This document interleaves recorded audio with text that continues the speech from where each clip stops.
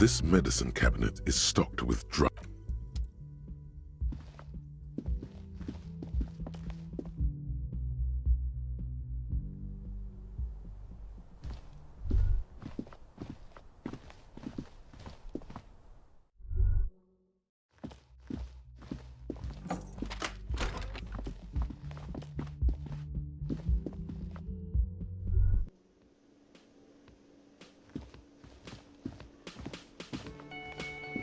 Yes? What is it?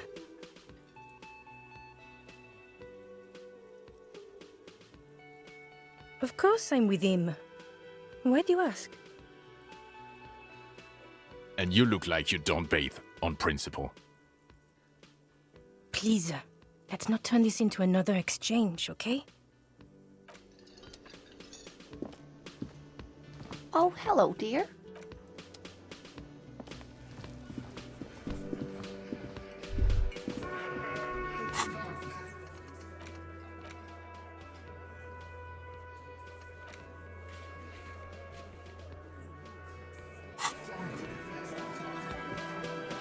The clowns are still hanging around. What is it now?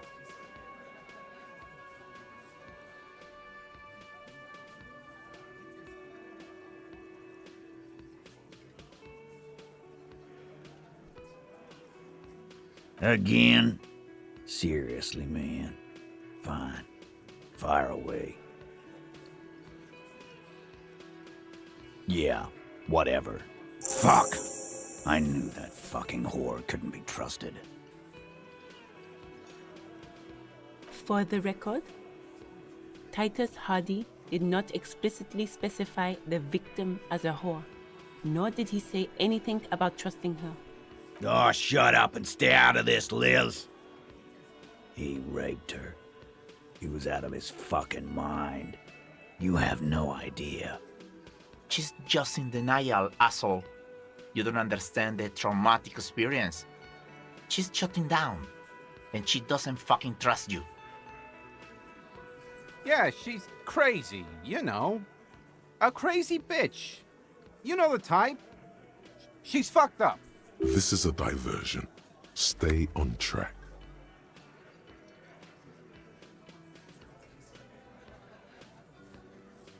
Lawman, I'm at the end of my goddamn rope with you. I fucking told you not to push her. And you went and pushed her. I am gonna fucking... Titus Hardy!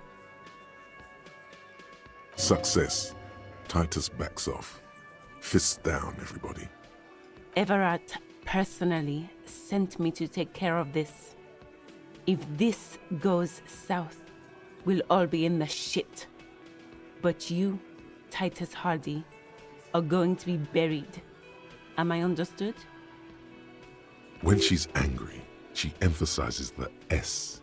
It gives her voice a strangely hypnotic quality. Her lips barely move as she speaks. Frankly, it's a bit terrifying.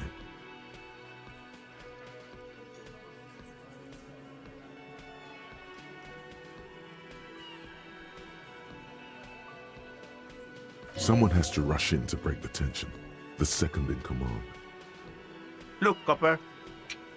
We know that that fuck was a rapist and a killer. We got him confessing to it on tape. Show it to him, T. What's the harm, right?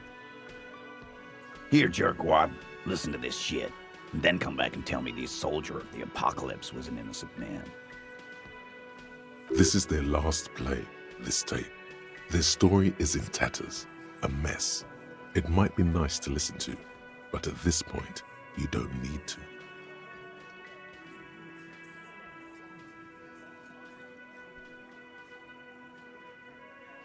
You don't care about evidence. The fuck are you a cop for, then? Pigs, T. They don't care about getting the truth. They care about getting convictions. They are fucking keeping a score on their bulletin boards. I won't be on your bulletin board. If you don't listen to the tape, we got nothing to talk about.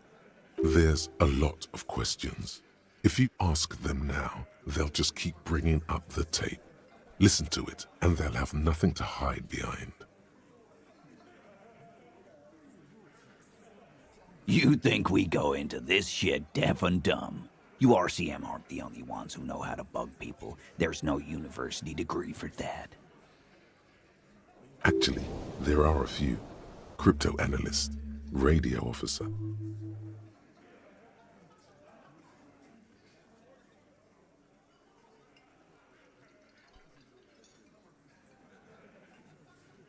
Yeah, like you have one, smartass.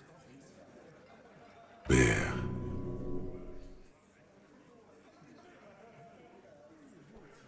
We have machines.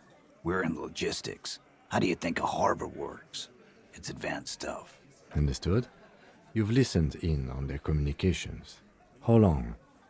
Since way before their chief started taking swing lessons. Things got nice and quiet after that.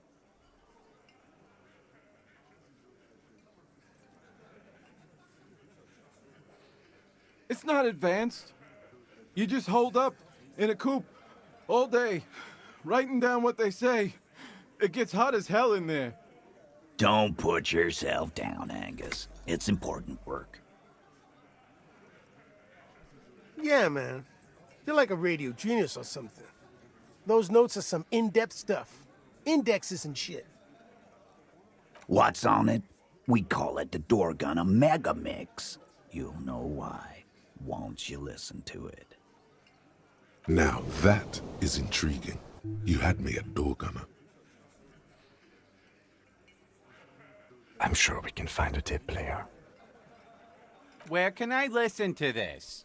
Why don't you try shoving it up your ass, genius? Yeah, play it with your ass, cocksucker.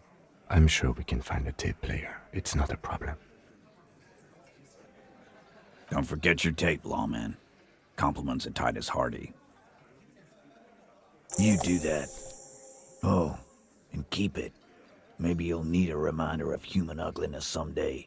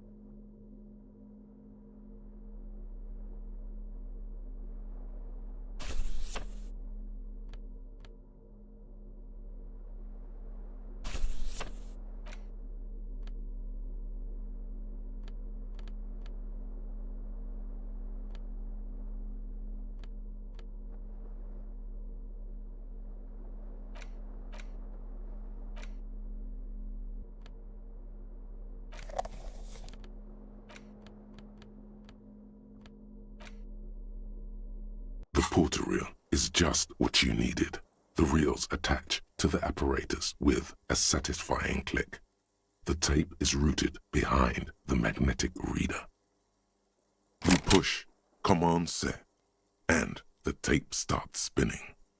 Violent static and machine sounds fill the air. This isn't Revachol. This is a fucking village. I can almost see the elephants. The harbor. That's the son of a Kvalson crane. When this shit is done, I'm gonna tear that place up. Soldier of the Apocalypse style. Kill shit. Dogs and chickens, too. Gonna run a room, Cordy. A real nice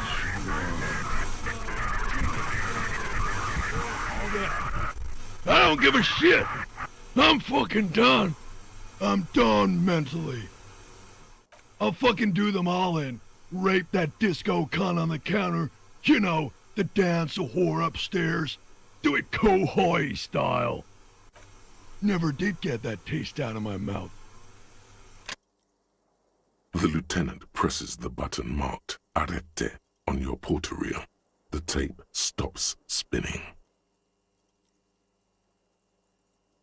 It seemed authentic enough. Probably recorded off the shortwave, then edited to seem more incriminating. He sounded like he was on patrol around the harbor walls.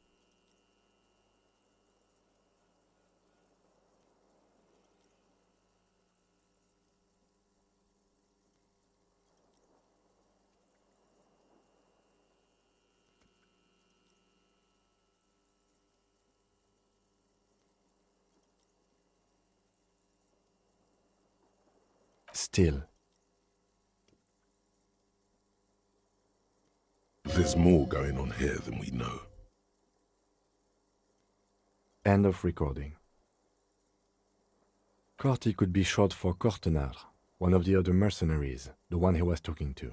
Probably the mountain at the harbor gates. Mr. Right to Work. A village on the Samaran Isola, in South Safre. Grad committed war crimes there, the kind of thing he talks about. Who knows? Maybe the tattoos would have an answer. We would need to know the story of this man's service. A symbol of soldier of the apocalypse style conduct in a civil environment. I think we've got a few more questions for class here, don't you? This seems to contradict her testimony, at least to some degree. As you take out the tape, the boombox tunes itself back to the cheery radio again, spewing out beats like it's a Friday night.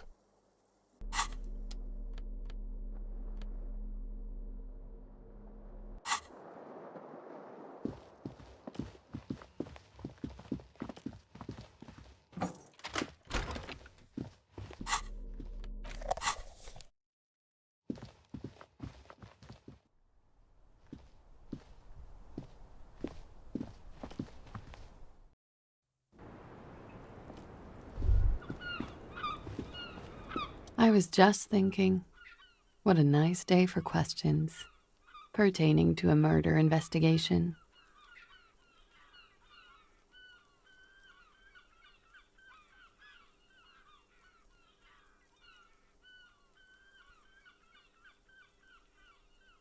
She puts her coffee cup down.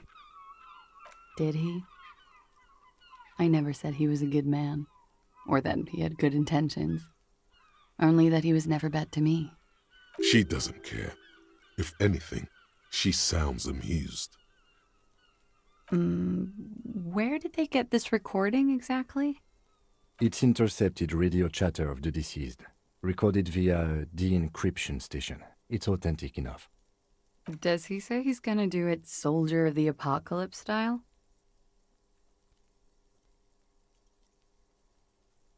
Yeah. That was practically his pickup line. A memory surfaces in her tired neocortex. It's not entirely unpleasant. Did he say whores a lot? Was he pretty much on the verge of doing it Kohoi style? He wasn't actually there. He didn't do a tour, or at least didn't tell me he did. Would have been overkill anyway. He lived his own little Kohoi. It wasn't his everything. Yes, was he bragging? Oh no, I'm pretty sure he did all those things. Then integrated them into his idea of normalcy. To keep on living. Until they just sort of turn into his, She's quite observant about the human character, trained to observe, even.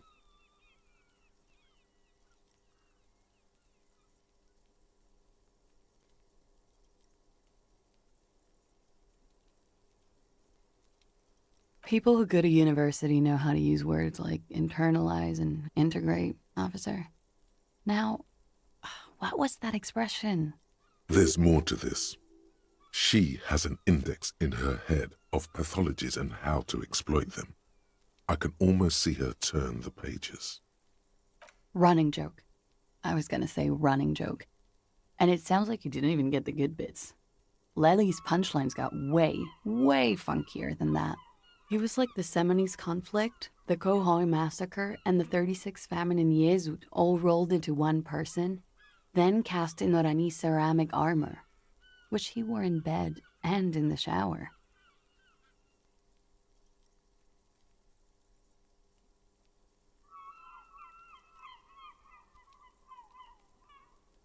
We're all scraping up any happiness we can find, officer.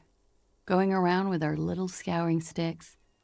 You, your first love, Mr. Kohoi here. Did he tell you he had actually done any of those things? He and Martinez, I mean? No. We were too busy laying waste to our own nervous systems to direct any of the fury outward. He seemed happy, I guess. At ease. As much as a man like him could be. What kind of man was he? Before you go, ask for details. She seems okay to talk about it. Thank you for clearing that up, miss. Whenever you're ready. I'm interested to hear what Titus Hardy has to say now. She takes a very small sip of her coffee and smiles.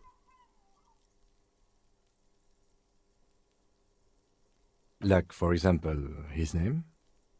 Actually, officer, I didn't know his name. I just called him Lely. A nickname? I guess. He came from Lelystad. It's short for that. And it was his army name, apparently. He said his real name wasn't his. I tried to pry it out of him, but it was no use. Lelystad. That's a good start. We have a few questions you can help us with. A few things a field autopsy alone can't answer. The young woman cranes her neck, trying to catch a glimpse of the page the lieutenant passed to you. On it is a list of autopsy observations, recorded neatly in blue ink. The last missing pieces of a puzzle of flesh. In Oranje, officer. It's, I think municipality is the term. A nowhere town there.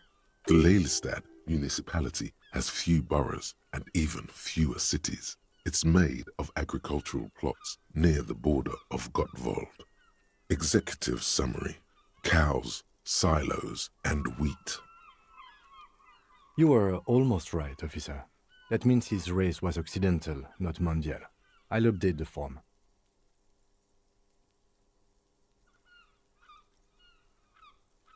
Yes. We were compatriots. Did that bring you together? No.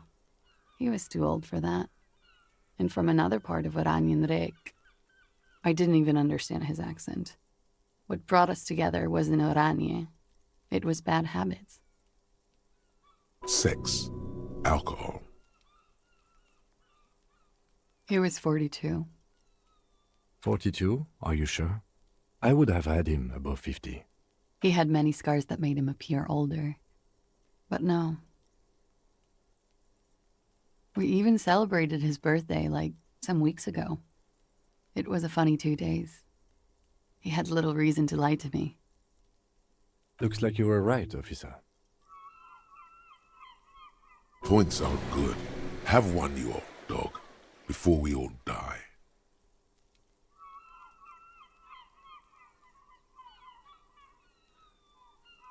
It isn't. Police work is a cooperative sport. Blue. Light blue. They were like little blue galaxies, you know? It was strange, seeing those eyes in his fucked up face. Pardon the swearing. I do him an injustice. He wasn't ugly. And he had a beautiful, soft voice. Very surprising, what with all the scarring. It was quite something, watching him speak. He had a combat wound on his chin and mouth? Yes. Severe. It made him look like half his face was cracking away in some strange smile. That and those eyes. Ah, yes. His hair, if you can remember? It was light brown, almost blonde. He darkened it with brilliantine, made it oily. Not nice to stroke. I couldn't convince him to leave it alone. Oh, that.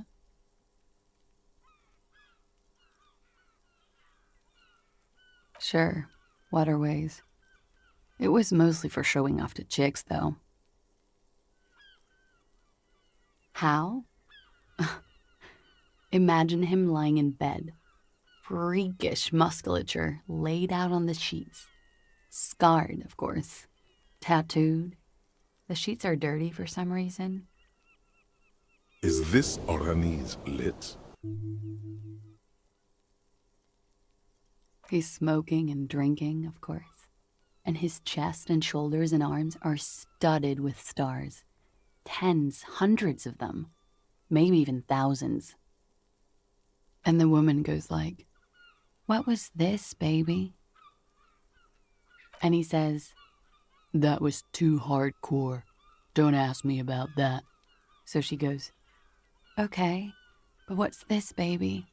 And he's like, "Saw some bat shit there. Killed some loincloths." And so it goes. Star after star. Port after port. Third world country after third world country.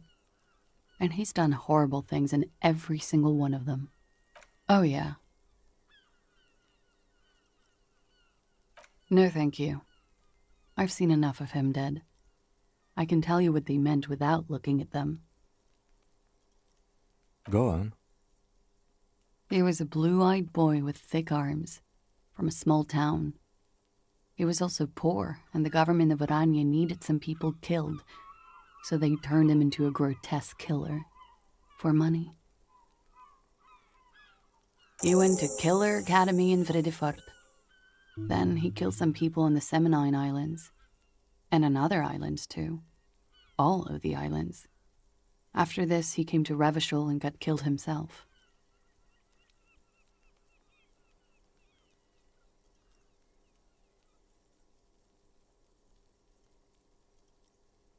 Change of topic, perhaps?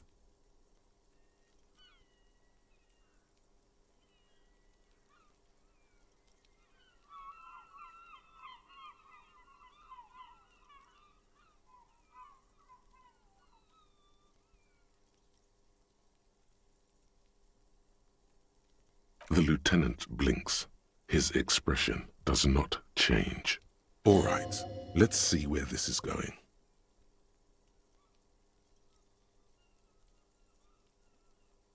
Cool.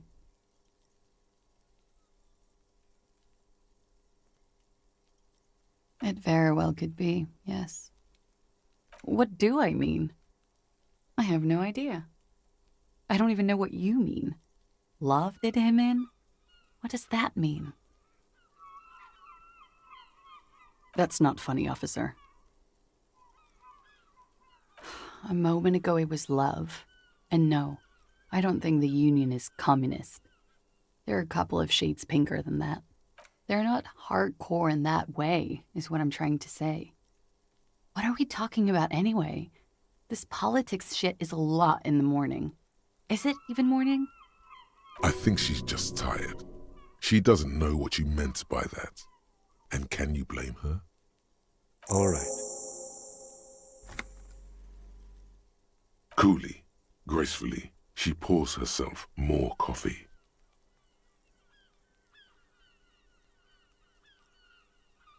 Yes, you're just one room away. Very personal. Good, yes.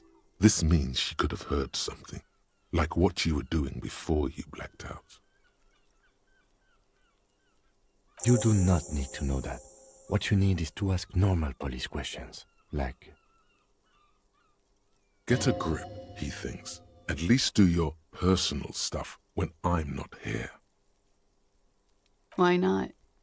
I'll be here until 11 p.m., drinking coffee, most likely. Wait, stop. That man, bloated beyond all recognition, was 42?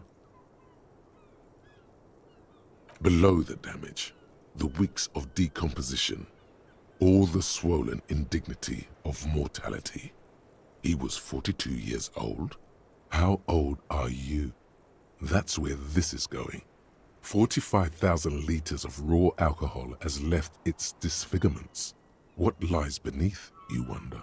You could ask either one of them.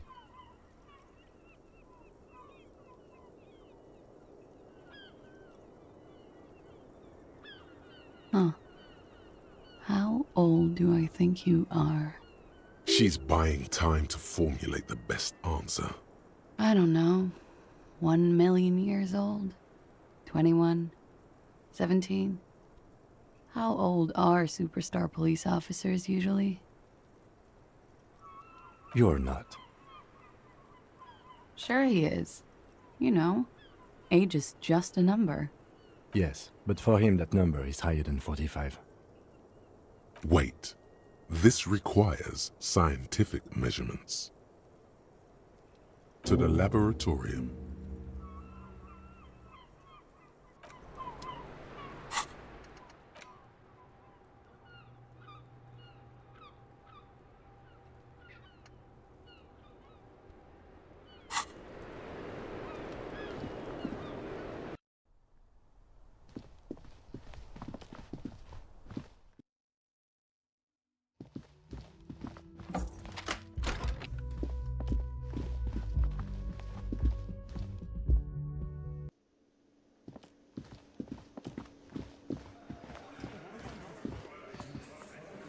The clowns are still hanging around. What is it now?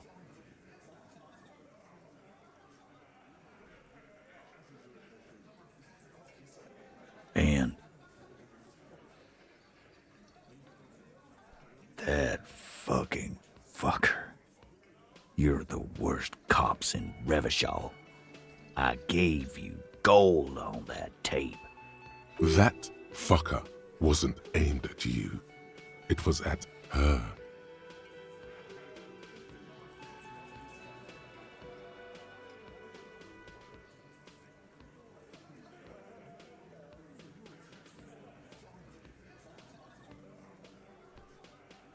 Locker room talk.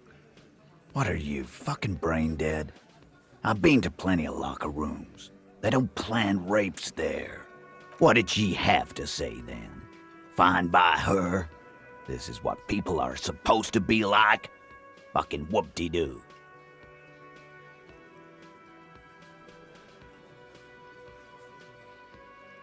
Yes. In fact, I think she thought it was a little funny. Funny? No good goddamn psycho whore. Seems like they wanted to give Klasia a second chance to play along. She still didn't. Alright. All fucking righty then. I guess it's good then. That fucking... Please try to control yourself in the presence of visitors, Titus. This is just perfect. Just fucking perfect. Any thoughts on this, lawmen? You don't have to say everything out loud. Just mix and match.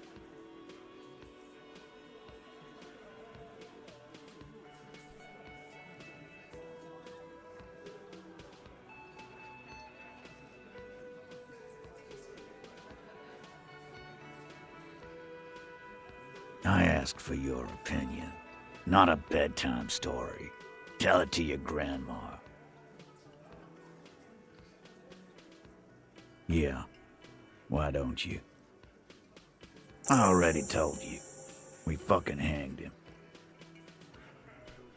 There's less gusto in his voice now. His men too are growing increasingly silent.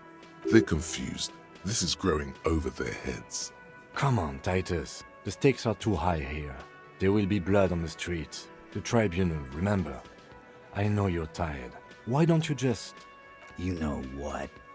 I am tired. I'm tired of you, them, and the whore upstairs. Next time you see her, tell her, Titus said, "Fuck on!" This is the petulant rage of someone who's at the end of their wits.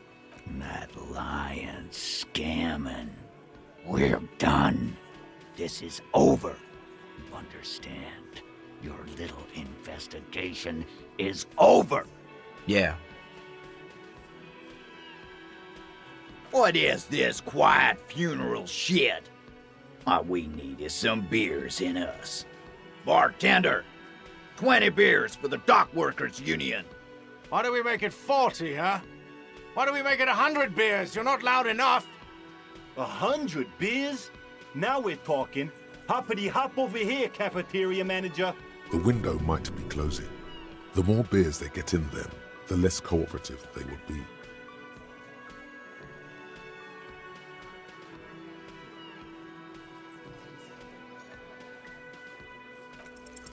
Clausia is playing them like a fiddle.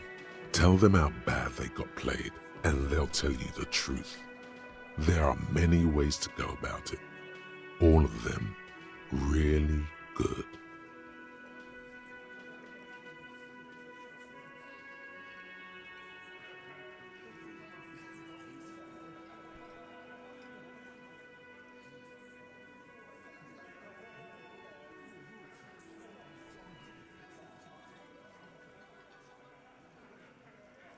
The fucking what now?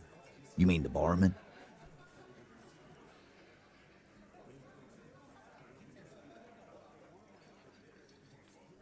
Yeah, we're all very focused. What does it mean? Yeah, cock carousel. I hear the goddamn word. What are you saying? Boss, I think he means a joyride made of suckers. You telling us we're suckers? Yeah. Thanks for bringing a new word in my life. Now fuck off, will ya? Boss, I think he's just gonna keep saying cock carousel. Sounds like you're on some kind of carousel yourself. And it's not a pretty one. No, he's not. Officer, look at me. I need to see if your face is drooping. Yeah, you don't look so good. Beer?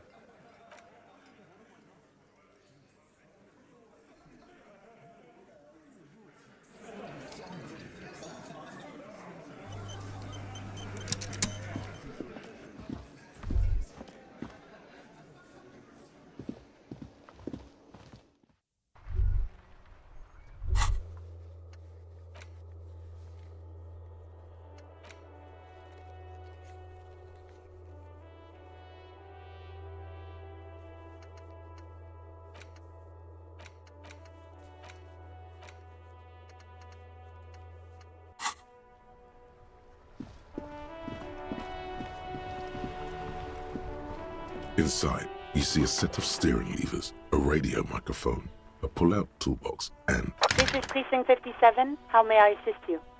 Yes, I got the mercenary's name and a few biographical details. Are you ready? The lieutenant leans in to listen, notebook in hand. That suit of armor was issued to an Oranese citizen named Elis Kortenaer. That's E-L-L-I-S Kortenaer. Exact date of birth, unknown. He was signed into the Lelystad County Neonatal Care Unit on 28th of February, 09. He was found as a newborn in a leaf compactor near an abandoned farm. He spent 4 months in the neonatal unit, survived apparently, and was assigned to a foster family at 2.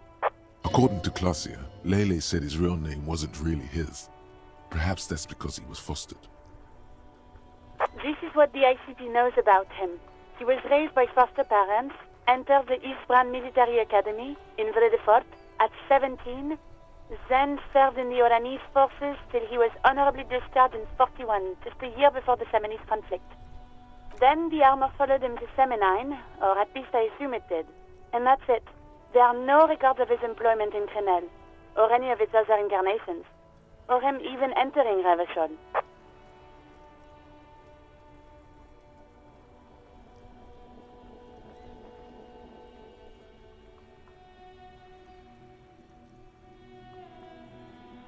None, officer.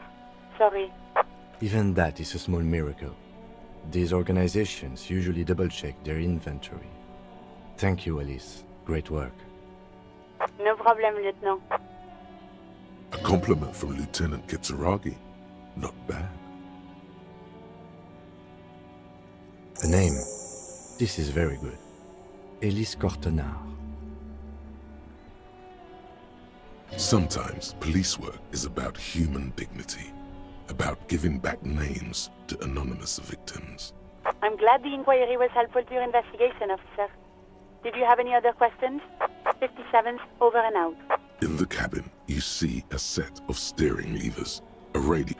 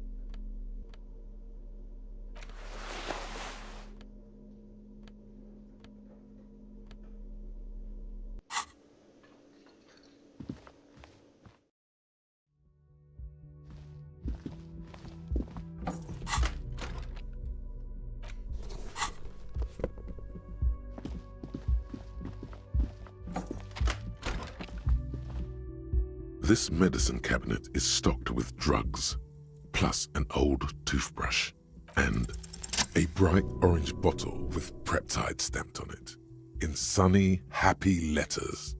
Jackpot, baby. That's the stuff you're looking for. Your palms begin to sweat just holding that little plastic container. And your chest swells with pride. Look, it's made right here in Revachol by San Baptiste, a proud Revacholian pharmaceutical company with great traditions. Preptide, a euphemism for pharmaceutical amphetamine. Prescription speed. The fuck are you waiting for? Let's get super fucking preppy. It's speed, man. Just what you were looking for. They call it dextroamphetamine and talk about psychological disorders. But what we're seeing here is some scientifically advanced trucker speed.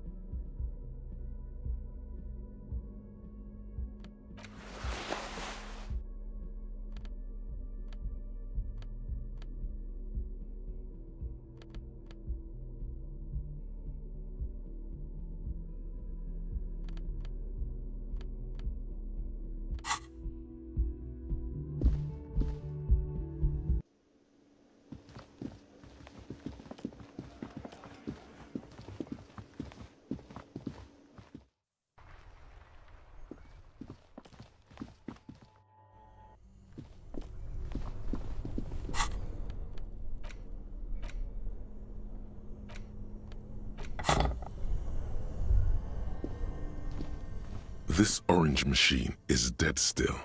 It has a hand-cranked ice cream churner and an electric freezer. the ice around it slowly melting.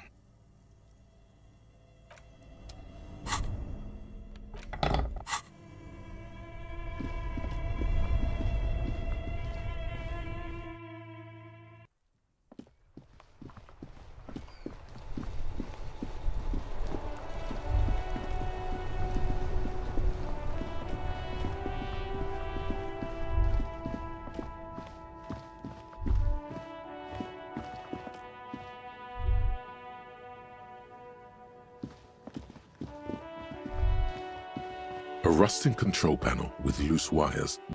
You grab the handle and pull the lever up.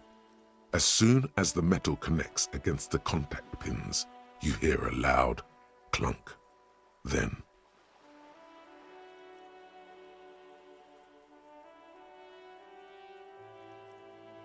the water lock starts moving.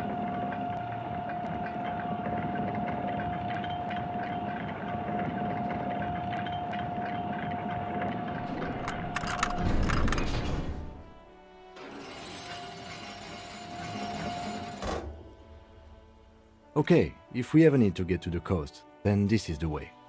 But please, contain your wanderlust for now. I don't want us to get sidetracked, not with everything that's going on. Focus on one thing, achieve it, then the next, he thinks. That's the task chain.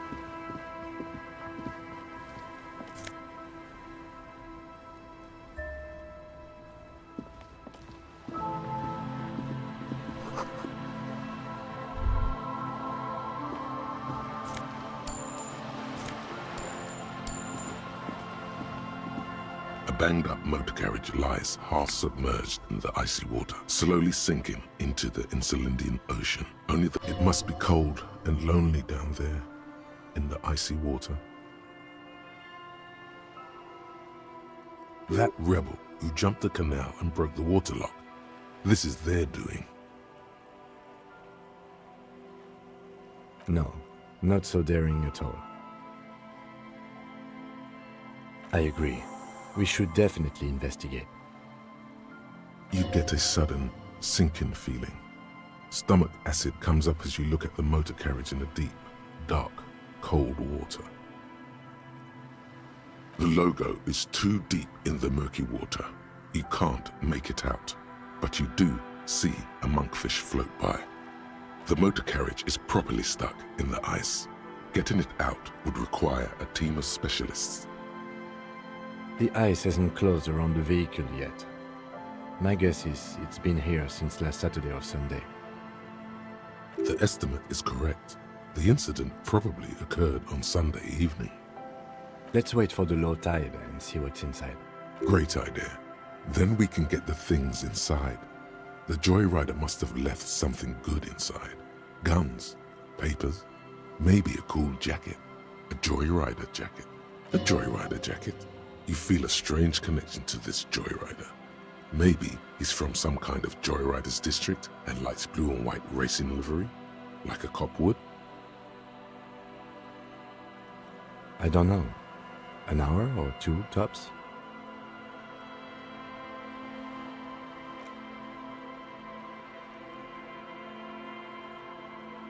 As you sit down in the old, rusty playground, the world around you becomes very silent.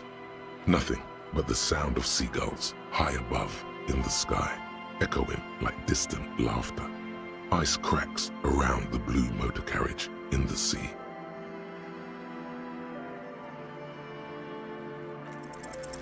The tune on your lips forms a strange yet undeniably beautiful contrast with the surrounding bleakness. The lieutenant gives you a quick glance, then, still looking straight ahead, he joins you with a higher pitched and slightly more melodic trill. Two birds on a wire, whistling by the seaside, looking at the water and the sunken car. The clouds pass in the sky, and the shadow of the swing moves like the hour hand on a timepiece. 30 minutes have passed. Looks like this might take a while. Time to present a good topic for discussion.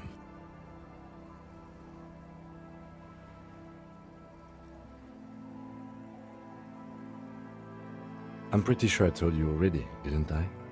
My dad and mom are both half Seolite. Clouds on the horizon grow darker, and the shadow of the swing set keeps climbing. You hear the distant rumble of the city. 30 minutes pass.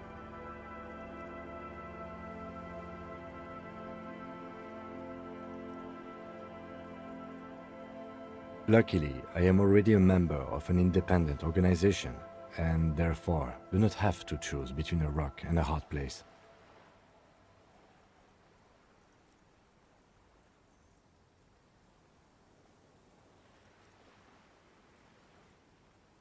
Your voice echoes on the water, strange and out of place in the environment. 30 more minutes pass.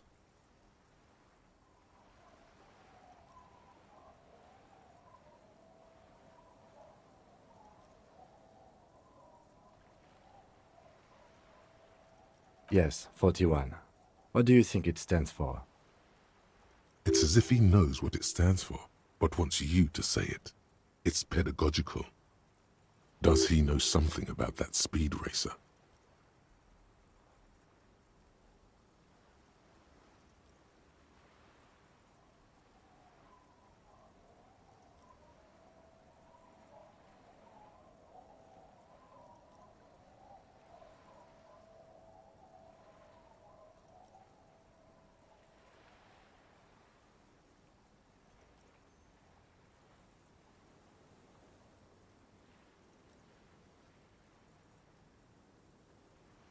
But it could also be the number of a police precinct. Precinct 41. Your precinct. A massive pit opens up in your stomach, and the most terrible feeling comes over you. Oh God, Harry. Oh God, Harry. What did you do? No. Just nope. Say no to this, Harry. Yes, your car is in the sea. Face it, so we can start dealing with this.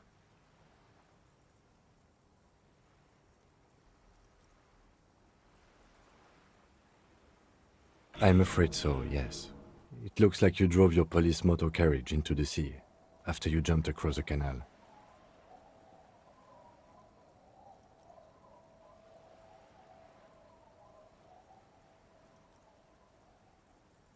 The lieutenant adjusts his glasses and doesn't say anything. There is also a fourth thing you've lost. More precious than the gun, the badge, and the motor carriage combined. Lost forever into the deepest of seas. You can still whistle. Besides, the night is always darkest before the dawn.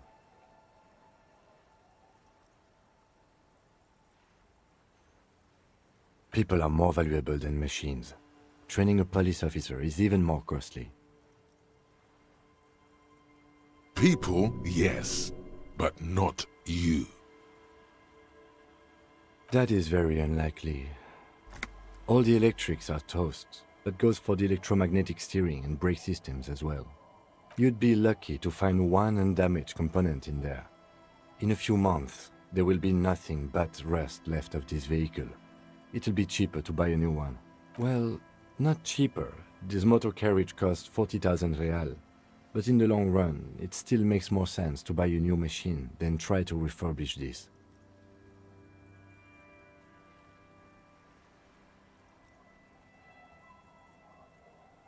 Let's face it, this is a substantial loss to your district's budget. I mean, my station only has 4 other vehicles in addition to my kinema. This was 20% of the station's vehicular budget.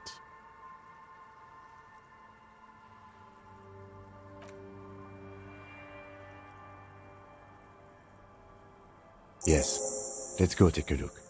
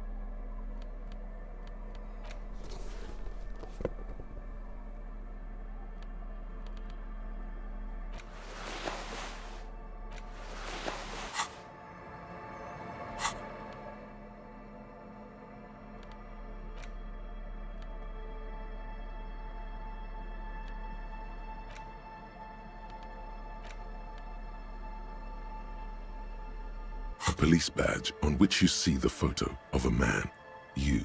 Some seaweed is stuck to the back. At least something good came out of all this. Encased between 2 durable plastic sheets is a bluish card with lines of information and a watermark in the shape of the street grid of Revachol West. You see a photo, a name, a rank, a document number, the date of issue, and, in the lower right corner, your precinct. The man keeps winking at you with his green-grey eyes. The photo is old, no doubt about that. But the badge is new. You used an old photo for a new badge. 8, maybe 10 years. The guy in the picture is rather good looking. He's got a nice haircut and is distinctly lacking in massive sideburns. What do you think? His face is already contorted by the expression, although it looks less grotesque on him than it did on you. It looks like you had quite the charming face way back then. Your hair is brown and slightly curly. Your eyes seem more clear somehow. The lack of alcohol swelling is a bonus, though there's a pinch of that in your cheeks already. Don't be fooled. The bad times have already begun. The badge in your hand shines as you rotate it. Harrier, that's long for Harry. So you are Harry. Evrard was half right. Probably not a lot of people know your full name. Whoever told him you're Harry Dubois didn't.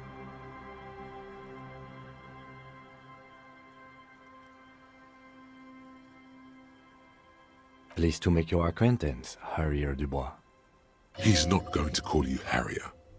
He'll keep calling you officer when he's angry with you, and detective when he's not. The badge in your hands shines as you rotate it, catching light.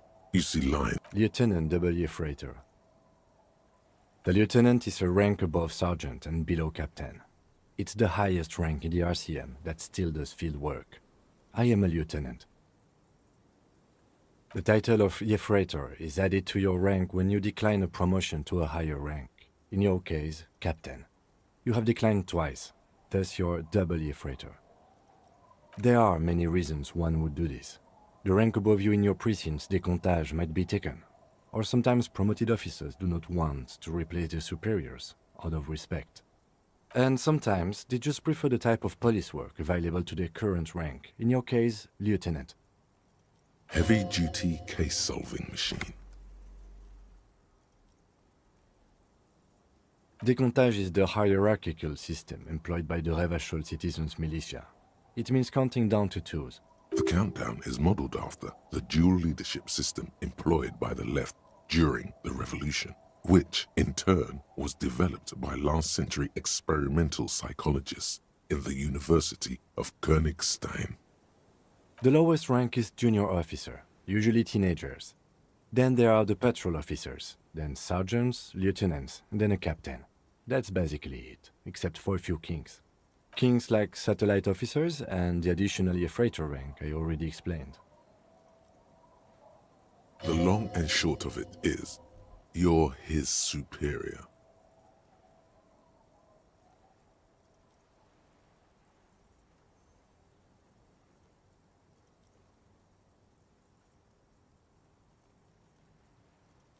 My pleasure.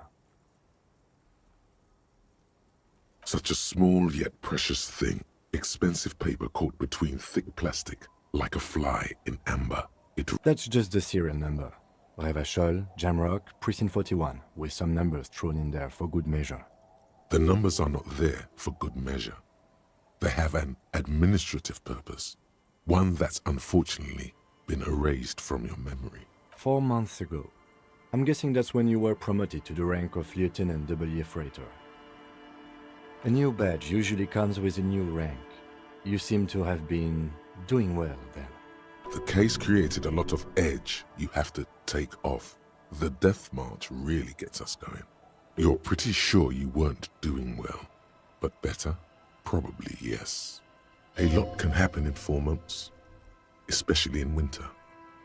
The winters are never easy on you. Of that you are sure. Yes, it's the designation of your precinct. 41, like mine says 57. The 57th is mostly industrial harbor, a lot of asphalt. The 41st is... it's a tough station to work in. You have all of Jamrock to cover. That district should have 3 precincts, but money is what it is. It's no wonder you are like you are, he thinks. But then again, it's a legendary district, and a hell of a station too. It must be an honor and a curse to work with people like Price, McCoy, Berdiaeva. Roberts, Feuerbach, Dimitri. Suddenly, names from your decomptage flash in your forebrain. And you? Is it an honor to work with you? Don't ask him, ask yourself. The badge in your hand shines as you rotate it, catching light.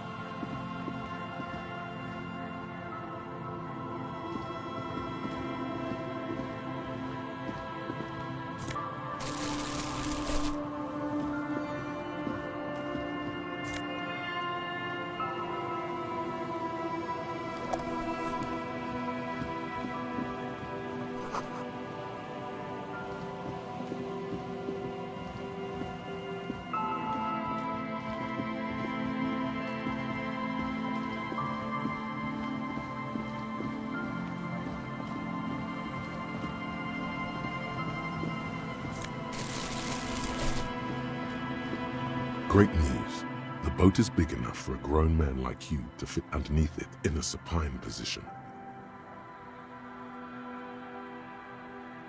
Huh?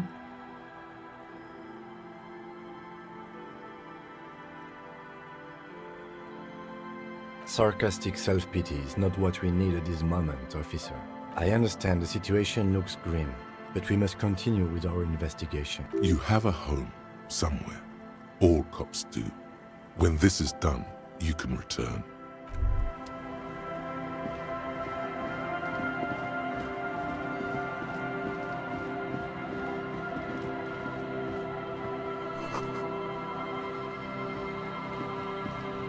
The worn and beaten wooden planks of the bench do not look overly comforting.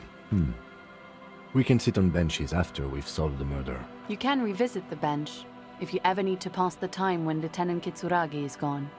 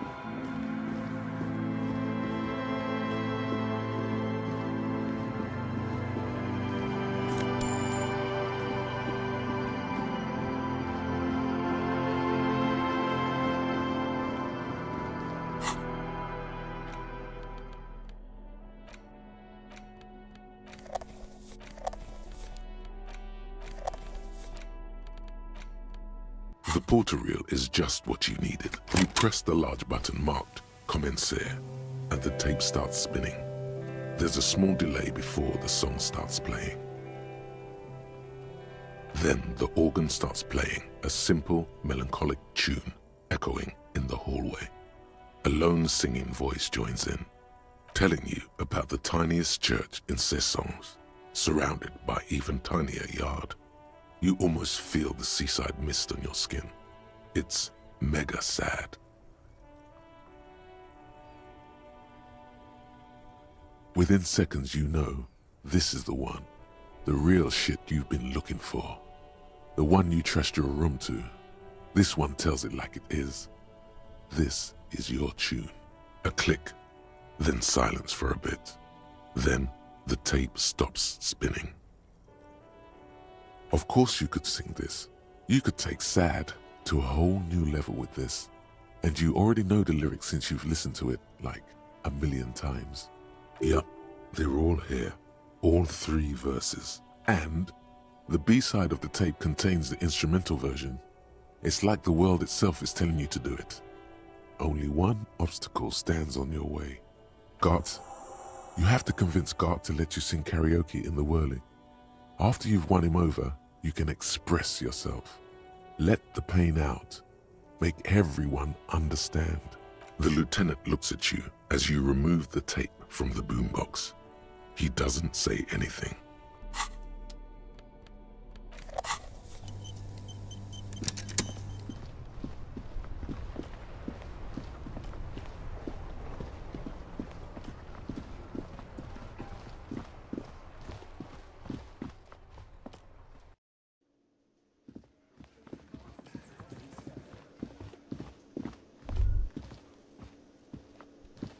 Can I help you? No, you don't. It's not happening.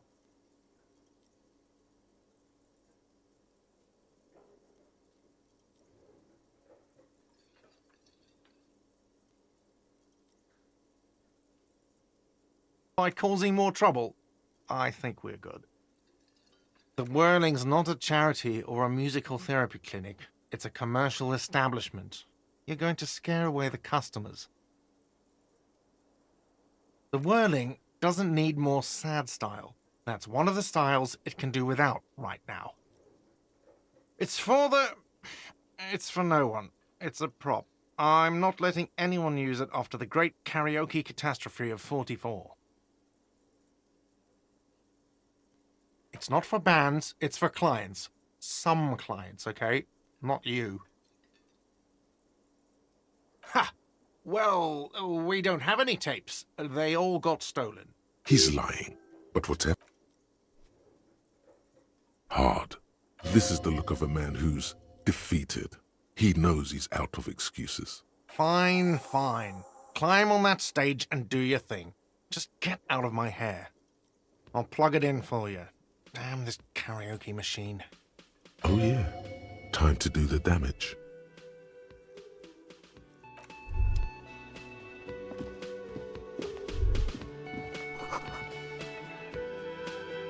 The stage is all set up for your performance. Feels silent. You can hear the pellets creak under your feet. You feel a little dizzy, a little unsteady suddenly. So, are you ready for your thing now? Let me know when I should turn on the karaoke carousel. The air is thick with anticipation. The tape clicks into the carousel, and then the music starts. God, a lump's in your throat suddenly.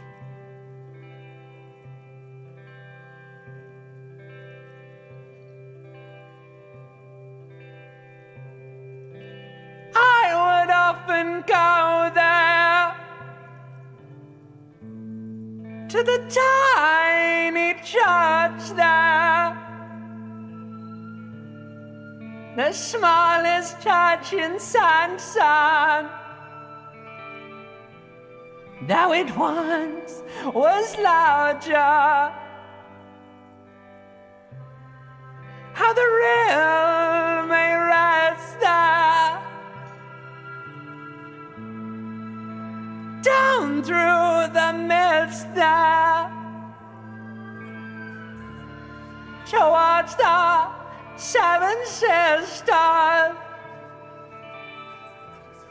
towards those pale cliffs there. I would often stay there in the tiny yard there. I have been so glad here, looking forward to the past here. But now you're all alone. None of this matters. At all.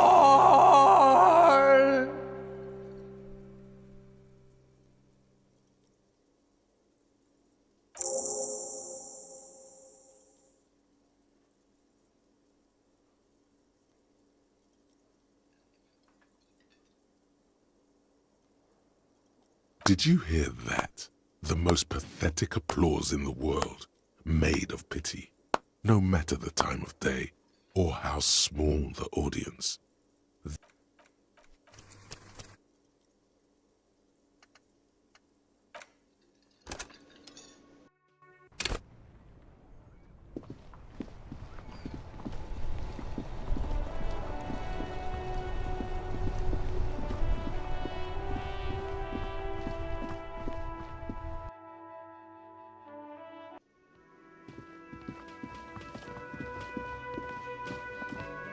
Can I help you? No, you don't. It's not happening. The whirling doesn't need more... It's for the... It's for no one. It's a prop. It's not for bands, it's for clients. Ha! He's lying, but whatever. The man in this is the look. Fine. Oh yeah, time to do the...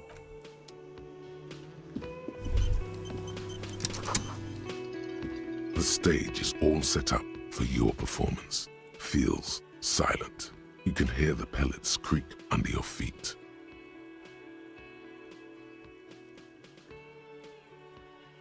You feel a little dizzy, a little unsteady suddenly. So, are you ready for your thing now? The air is thick with anticipation. The tape clicks into the carousel, and then the music starts.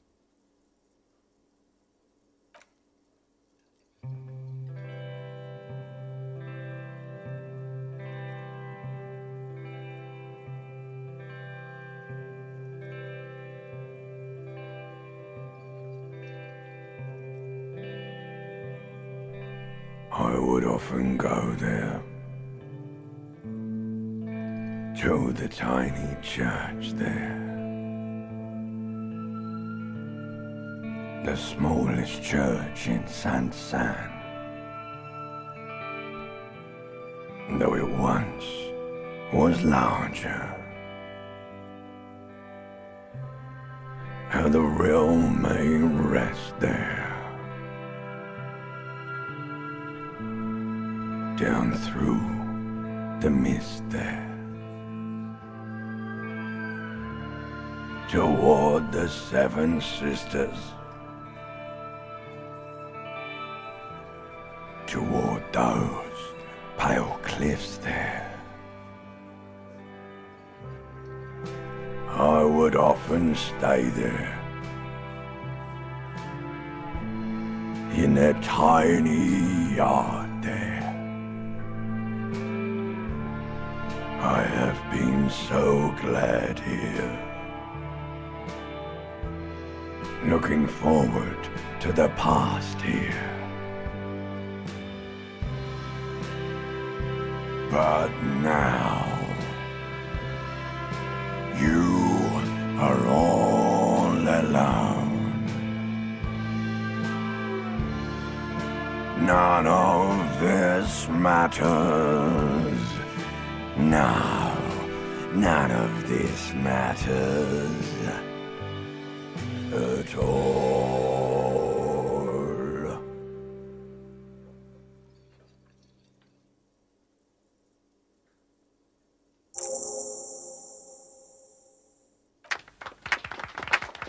Not bad. Yes, not bad at all.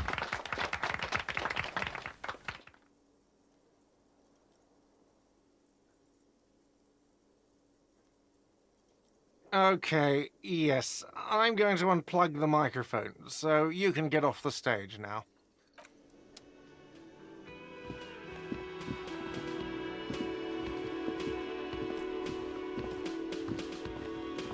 Ah, smallest church in Saint-Saëns, right?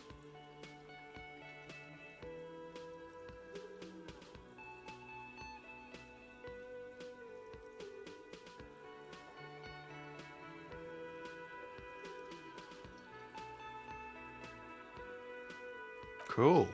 Now, what can I do for you?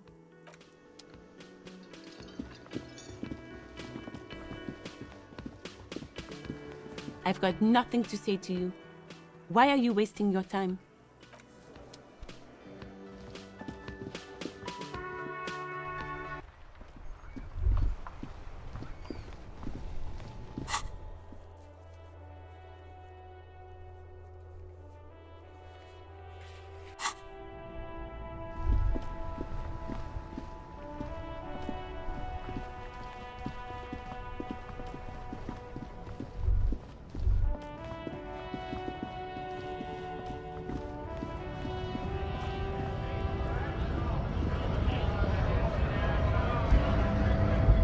Right to work!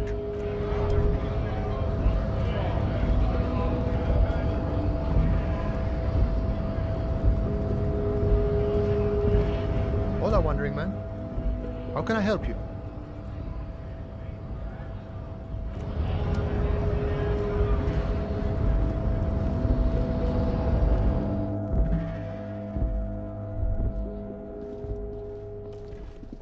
The file cabinet stands steady as ever. The drawer slides.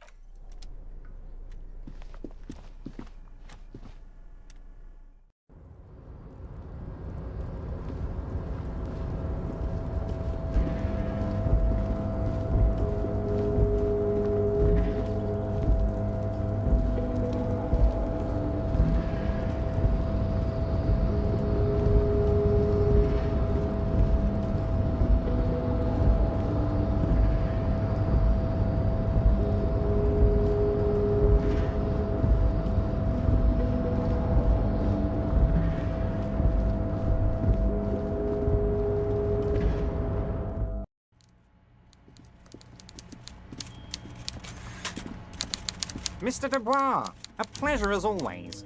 I'm very glad to hear that, Harry. One question. You didn't actually happen to stumble in and see what's inside the apartment, did you? He's trying to figure out if you're lying.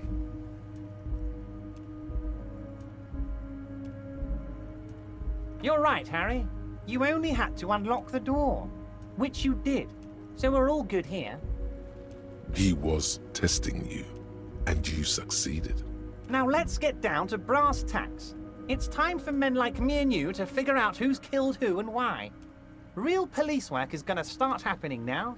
I promise you, Harry, this is gonna be good.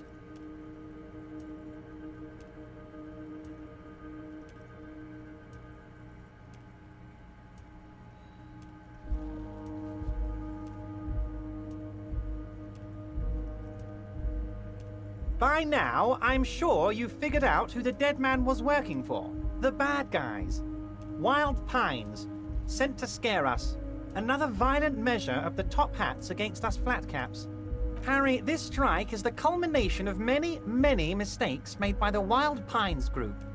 They tried to shut the strike down by sending in armed mercenaries.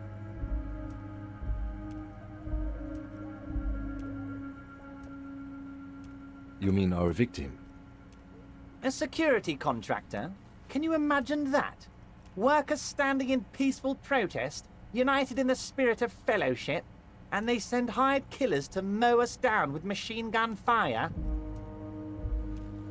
I'm talking beasts, hardened killers from proxy wars in Yisut, Semenine, Saramaritsa, you name it, they've done it. Raping, killing, burning villages, killing little children for the Senorita Pineapple Company, Harry. Everything they did there, they brought over here. They want to turn Revachol into a third world slum. Honestly, the only thing they didn't do is kill the village elephant. Now, I haven't personally witnessed the brutalities out there. I have the luxury of staying in my container, you see. If I need to go somewhere, they just move my container. About my fun container? It's a hoot, Harry. Who knows? Maybe you'll be in here the next time they move it. It will be very fun, I promise. But enough about me and my container. The killers the company hired, I think there were 3 of them, all hardened commando types. One of them got downright suicidal, getting drunk, violent, a little rapey. Even their own negotiator couldn't control him. That's your boy, the one who likes hanging out and trees. By negotiator, you mean Joyce? Harry, what you need to realize is, we dock workers are not pushovers. We got grit, Harry. This whole neighborhood does. Push us hard enough and we push back. And when we do, we push to kill. There's a militant wing inside the Union. A group of people whose duties don't involve manual labor, but peacekeeping in the neighborhood, making sure everything runs smoothly. That sounds a bit like organized crime. They're like you guys. Idealistic people who want to make sure bad things don't happen. And if they already have, well, punishment must follow. Again, that sounds like organized crime. So these idealists killed our victim? One day Titus Hardy, leader of this peacekeeping faction, comes up to me and says, "Boss, socialist democratic fervor drove us to take it upon ourselves to kill this beast that was burdening the land." He probably worded it differently, but that was the idea. Sure sounded to me like they killed him. I gave them 2 weeks paid leave and told them to lay low to avoid retaliation. Aren't you worried we might arrest them for this? Oh, I'm not at all worried about that. These are not the kind of men who get arrested. They're Martinez boys, tough and gritty. I'd like to see the man who takes them in. Besides, I sent my lawyer girl to look after them. He places a lot of faith in that lawyer girl. Perhaps this is a tactical error. Anyway,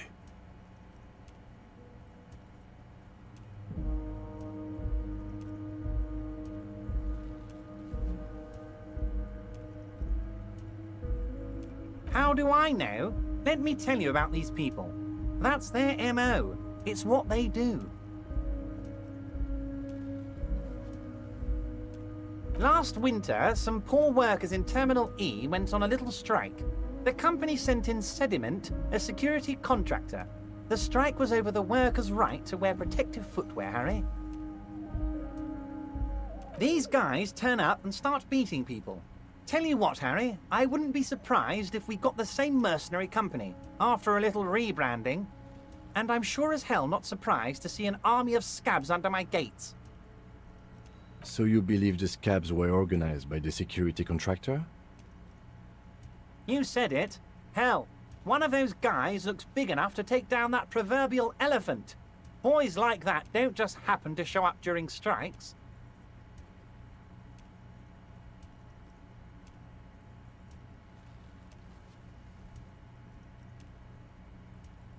Of course. You're always one step ahead of me, Harry. I'm no genius. I'm in this position because people like me.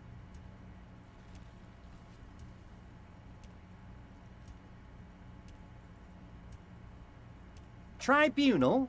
That sounds serious, Harry. We Union men should be shitting ourselves. I wish you hadn't told me that. I'm gonna lose sleep over this. Let's change the subject. He's clearly happy about the tribunal. Oh, Harry, what do I really think about the tribunal? You're trying to climb to second base with old Everard before you've even courted him properly. He wants you to do more things for him before. Oh, Liz is a bright one. I paid for that law degree myself, thinking it'll probably turn her all fancy. But hell, Harry, she came back a firebrand socialist. Sometimes she scares me with her zeal. Oh, they are simply fine young men, all 7 of them. Exemplary union members, always working to advance their position in the local socialist democratic movement. Core members. Old Theo used to run them, but things really kicked into gear when Titus took the reins and named the group after himself. Gotta love his initiative. Interesting. Who's second in command? They're almost all of them great guys, born leaders. Whatever happened, I'm sure they only had the best interests of Martinez and Revachol in mind. Work with them. Hell, interview them. But don't fight them. They really are just like you. Men who like beer, women, and some order on the streets. He's betting on them being useless to you.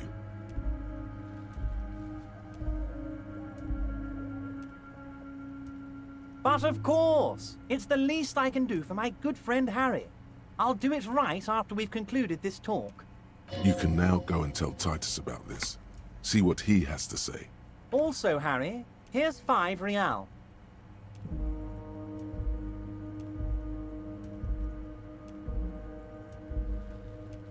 I'm not giving you anything. I'm just holding out 5 real. Oh, I wasn't offering it to you, just holding it out there. But I'm willing to share information. Was there anything else? Was it a good talk? I'm not sure we made much headway here. I was hoping we'd bust the case wide open. Heck, I even wanted to tell you what I really want to achieve with the strike. I don't know what happened, Harry. I wanted you to feel like Mr. Martinez. And of course, I also wanted you to find your gun. But it's like I can't completely trust you. Yet. Yes, Harry. It's like I can't fully trust you if you're not a man of the left. I want to, but I just can't. A man of the left. So you have to be a social democrat. He's been hurt too much in the past by men who aren't social democrats.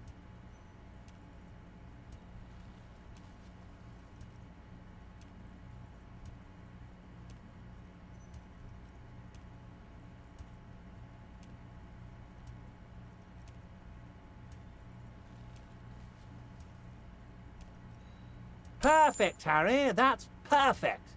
My version of the left is not against the companies, it's with the companies. Honestly, what I have in mind is a business proposal.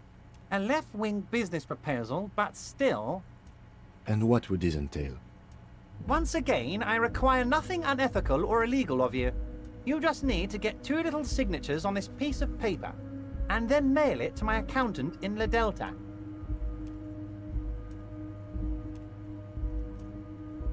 I'm glad you asked, Harry.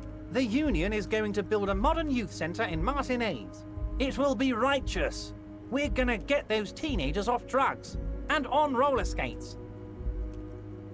There's a nameless little street on the coast with some old houses around it. Most people have already signed. I just need 2 more signatures to get this mission off the ground, Harry.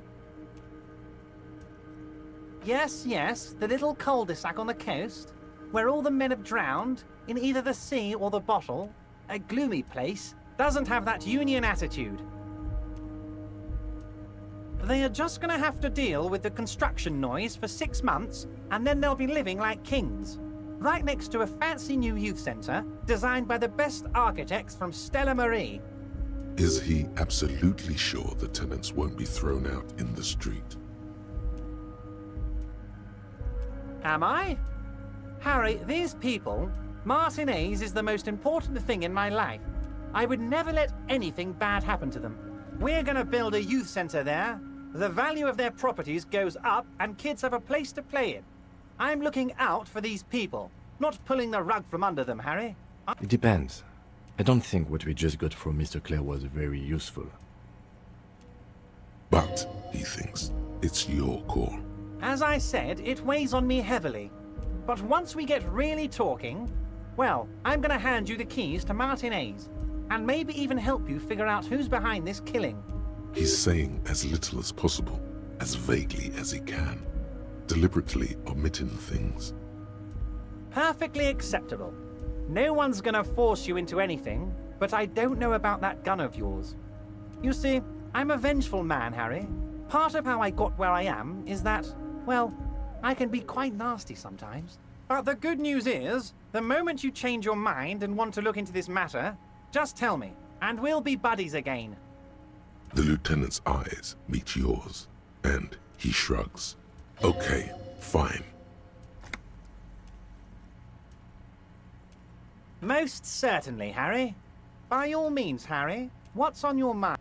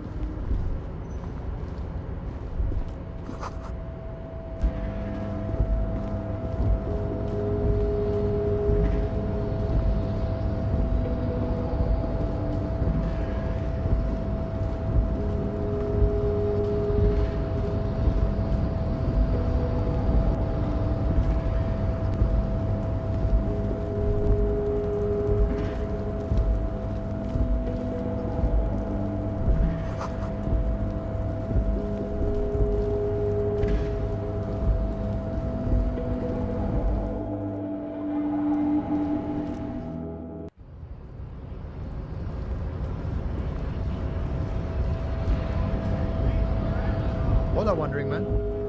How can I help you?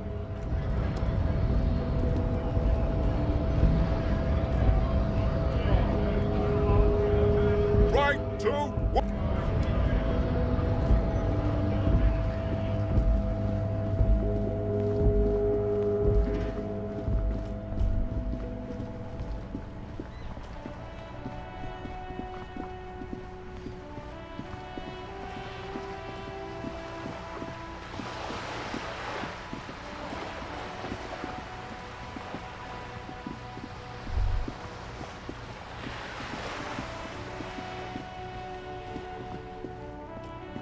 Paintbrush, Check. Heavy fuel oil? Check. Now the only thing left to do is paint the wall. The paintbrush in your hand is like a loaded revolver. What will it be, Desperado? Quite a few things come to mind.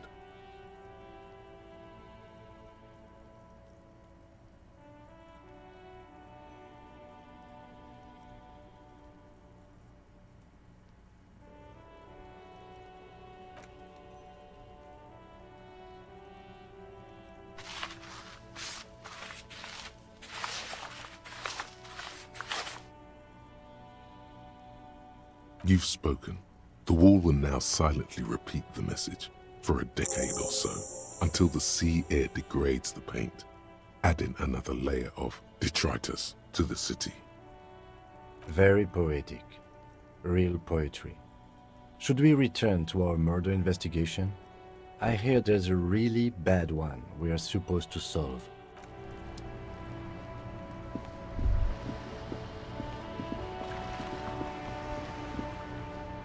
Hello again, officers. Have you come?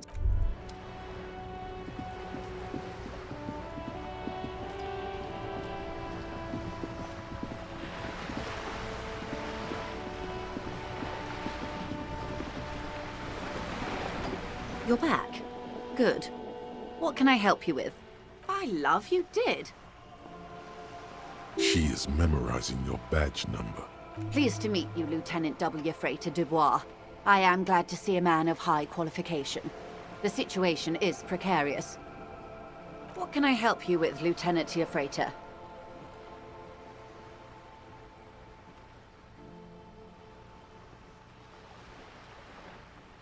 Of course.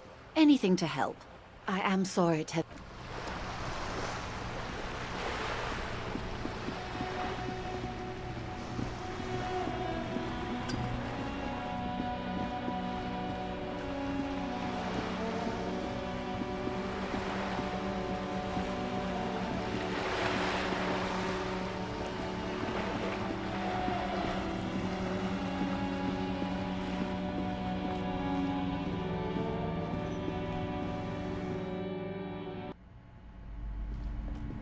The display rack is brimming with worn paperbacks featuring an extremely muscular, sword-wielding Bob. Nothing of interest. Only silence and the cosmic background pain.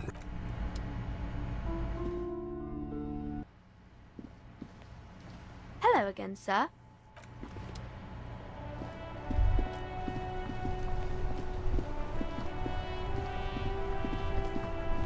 Inside, you see a set of steering levers, a radio microphone, a pull-out toolbox. This is Precinct 57. Just a moment. 10-4, come in, officer. Over. 10-4, sir, glad to hear that. I'll write down that there is no need to issue a new one to you then. Over. Feels good to get that off your chest, right? Celebration with beer? Roger that, 10-10, over and out.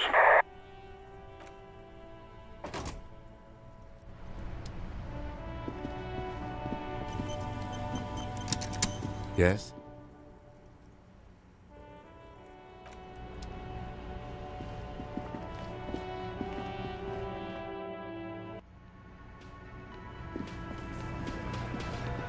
It's you again.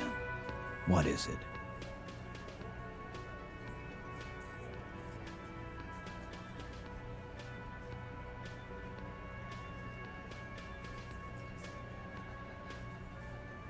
Oh, so you went and talked to my mommy, and now she's making me play with you.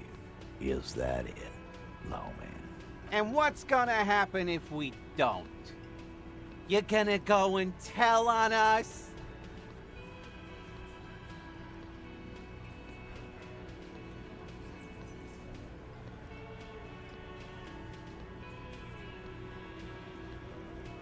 You gonna let him talk to me like that, Titus? Let's see. Yeah, I guess I am, you big pussy. The old man sent word you'd be around again. That's the reason I'm being so forthcoming with you. Don't wear it out. But having Everard back you up like that did seem to have some effect.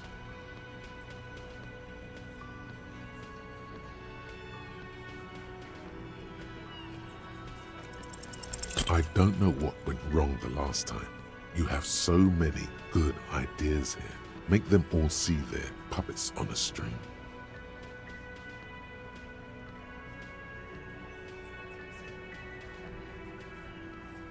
What the hell are you talking about?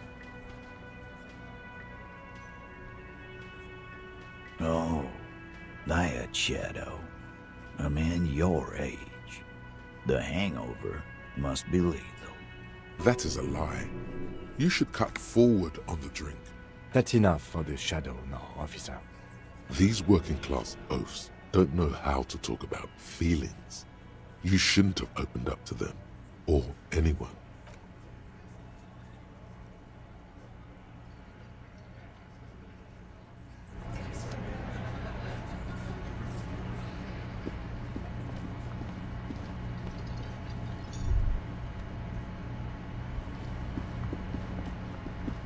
You see a heavy steel. It could be connected to the barred door upstairs. The cobalt, it leads to a...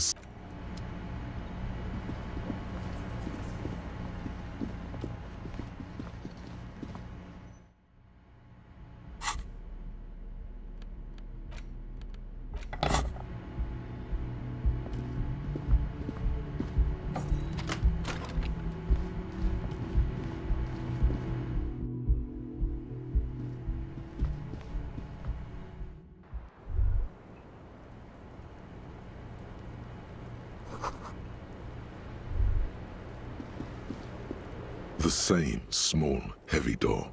No lock in sight.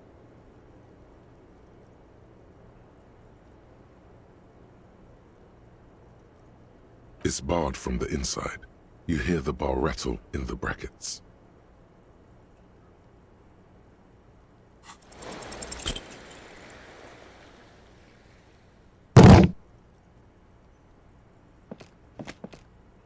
You kick it, gung-ho style. Entering the premises style. But the door fails to respect the force. All you hear is the bar rattling inside, laughing at you. All right, let's trash the place. Let's not. Your foot is ready to explode and punish this object.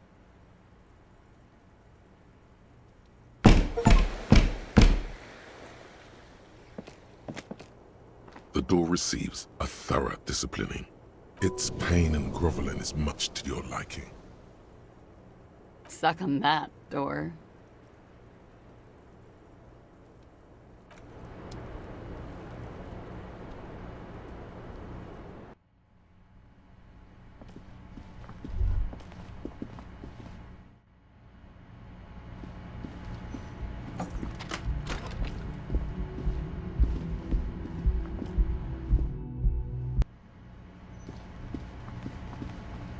Can I help you?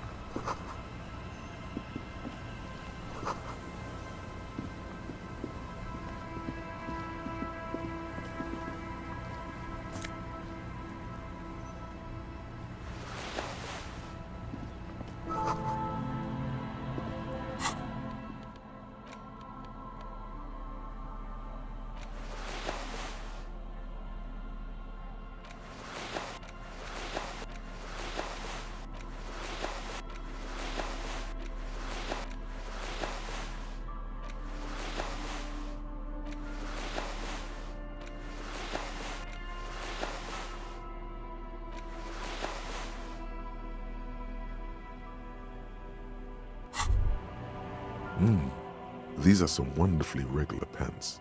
Not too tight, not too loose, moderate in every sense. You'll blend right in at some pleasant dinner party. I know you do. These Inter-Isolari pants are like wearing a perfect compromise in your nether regions.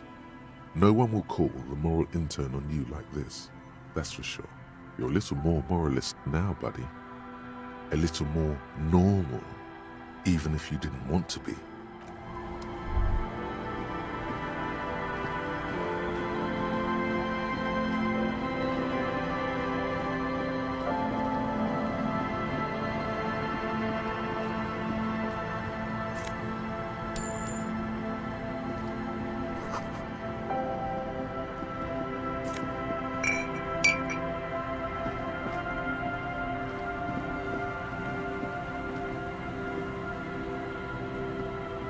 The scruffy-haired little boy kicks a stone.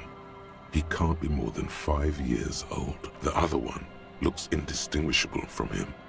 He watches his brother kick the stone with his tongue lolling out of his mouth. The stone-kicking one becomes frantic all of a sudden, as if that's something to be scared of. He looks just like me. The boy doesn't answer. His brother throws another rock. Both of their hair is covered in some kind of dirt. You're bad with kids.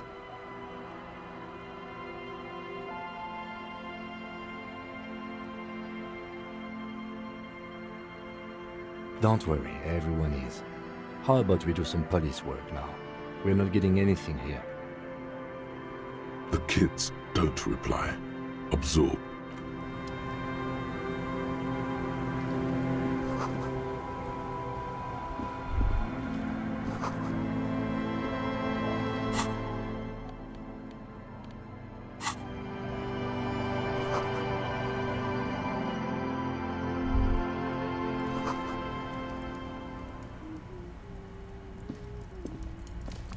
Hello, mister. She clutches a small stuffed animal. Occasionally, she twirls it around.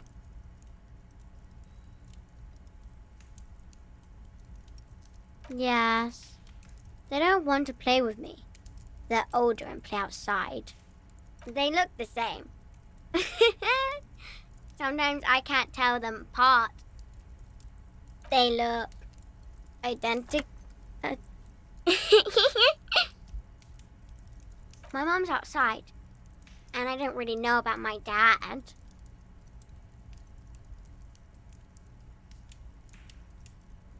It's a grouse. You might be able to get on Gart's good side if you replace the broken skewer you almost certainly broke. Sure, just go and get it. I don't like it anyway. It looks angry. All right, you just need to grab it from the ceiling and go. It's Lammy. He's my friend. Sort of. Like... Lambie is a stuffed lamb that, admittedly, has seen better days. One of the eye buttons is missing, and the fur is tattered in several parts. Yes. Very soft.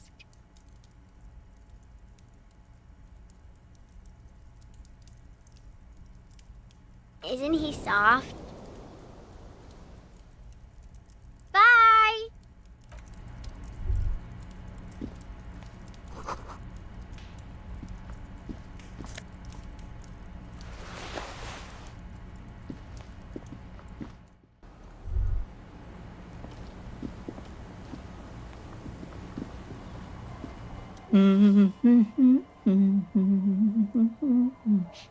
You're not sure about the melody, but it might be South Samaran, possibly Sigayan, also known as the apricot suzerainty. Welcome to the fishing village. Please lean in closer. I have cataracts.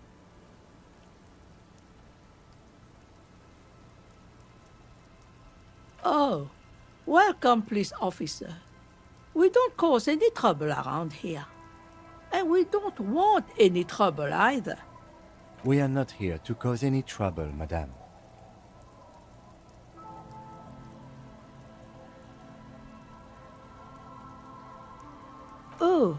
of course. Last time we saw you around here was 12 years ago. You also came to take care of trouble then. Wish you did. But still, in Martinez, you're considered an ill omen.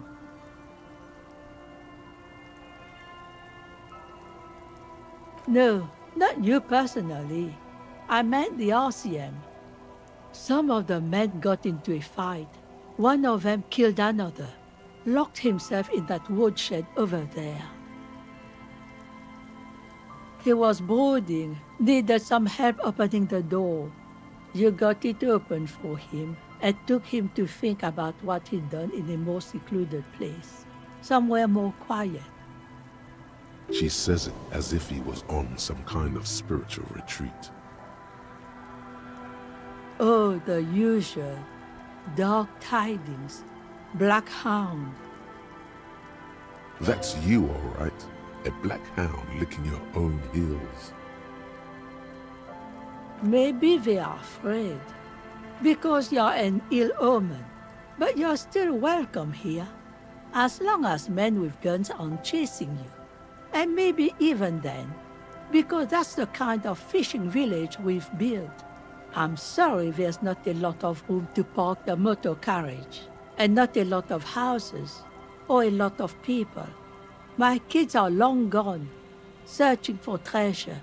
So are others. Ah, look at me ramble on. What brings you to us?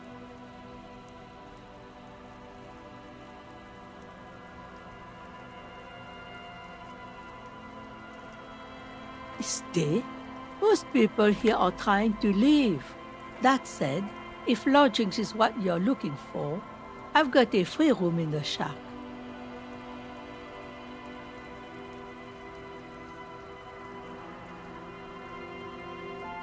I won't charge you for it. Take it as a gesture of goodwill from the village to the RCM. Oh, don't. It's your choice. No skin off my teeth.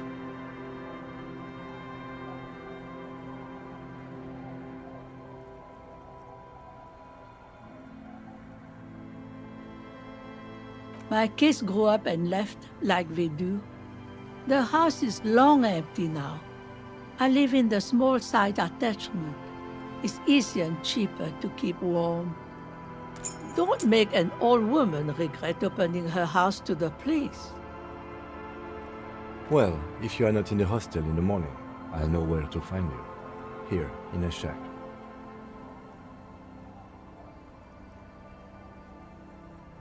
Just us. It's barely a village anymore. We almost don't exist. This is pretty much a non-place. A gap. A blank spot on the map. Just a cluster of nameless shacks on a nameless street. The place is so pornographically poor, it's not even funny.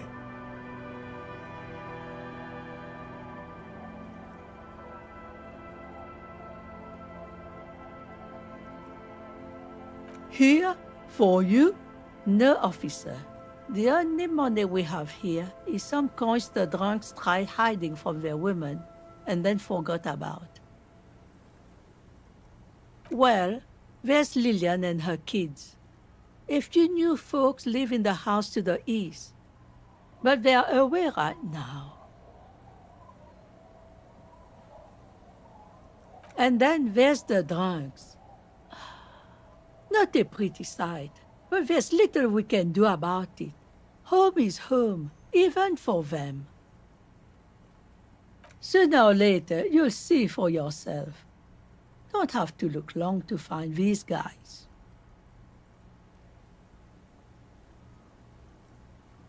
Over there, you can find more of the same. Shacks and trees growing wild. That's the pox. An old military hospital and its surroundings. Or it used to be, during the time of the suzerain. After the war, it was turned into a goodwill hospital for shell-shock veterans and folks looking for some quiet in the old sanatorium gardens. Now the area is crisscrossed with nameless streets. and makeshift cinder block houses. Shacks as far as the eye can see. The goodwill ran out. The staff left and the place was shut down. It's long gone by now. She nods, rinsing another piece of cloth. Not much. There's the abandoned church, the DeLorean Church of Humanity. It's been there since before my time, even. Some things just don't fly, officer. Look around. Who'd go to church here? They built it 300 years ago. Must have been nicer then. So, they don't hold services there anymore? The Ecclesiastes? No, we've tried, but things just keep happening. Crime, accidents, other things. The place never stays open. It's a pity. It used to be such a nice church. Before you get to the church, there's some ruins, an apartment complex, or some kind of electrical plant. Run-down bunch of houses, empty. I don't know exactly. A pre-war place. It used to be something. Before the war. I wasn't here then, you know. Was born in Samara. Of note, the old fish market up on the boardwalk. But it's closed.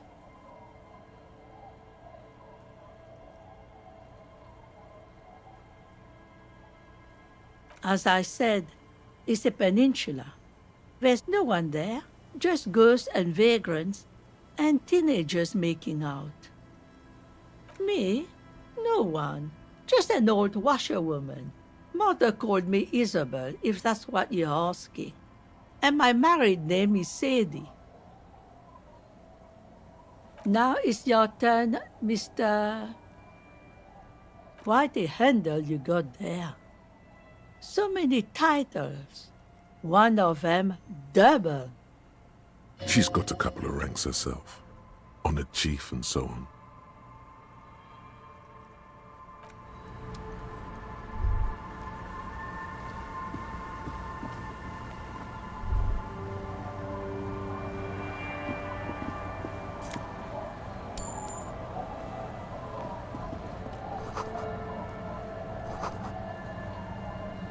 The door has seen better days. The layer of... I'll wait outside to give you some time and privacy to check out your new living arrangement. But just so you know, after we are done with the day, I'll still be staying in the whirling in rags for the night. We'll meet in front of the shack in the morning. The key turns with a satisfying click. You can enter the shack now.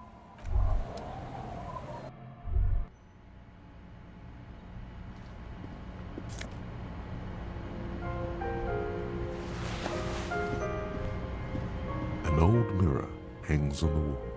You see the reflection of your face in it, such as it is, without the expression.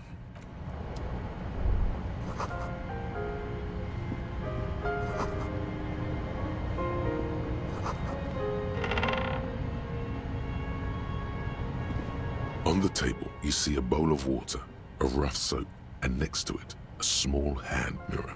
A straight razor soaks inside the wash basin. The water reflects back a vague image of your face. Nose bulbous and red, hair unkempt, wrinkles lining the eyes and forehead. The stash is gigantic.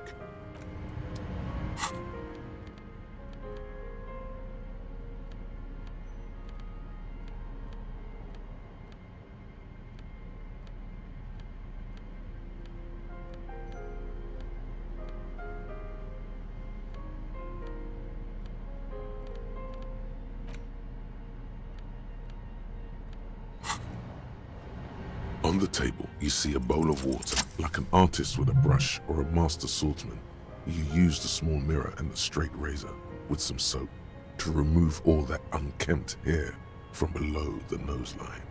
The sharp blade chafes against your skin, producing a scratching sound. The surface underneath the beard feels tender, the air brushing against it chilly. They feel so smooth, surprisingly so. A feeling of freshness overcomes you, as if you just came from a cold bath. The water reflects back a vague image of your clean-shaven face. Despite the bulbous nose, unkempt hair, and persistent swelling, you look a little younger, maybe. You almost look like a professional. An old mirror hangs on.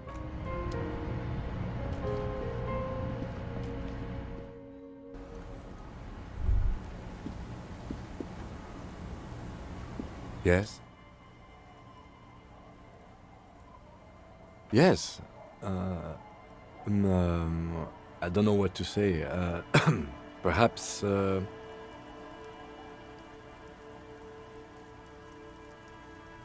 I'm not really sure about this turn of events. I think the mutton chops might have been a better idea. They sort of seem to cover up some of the... either way, good on you. You were saying?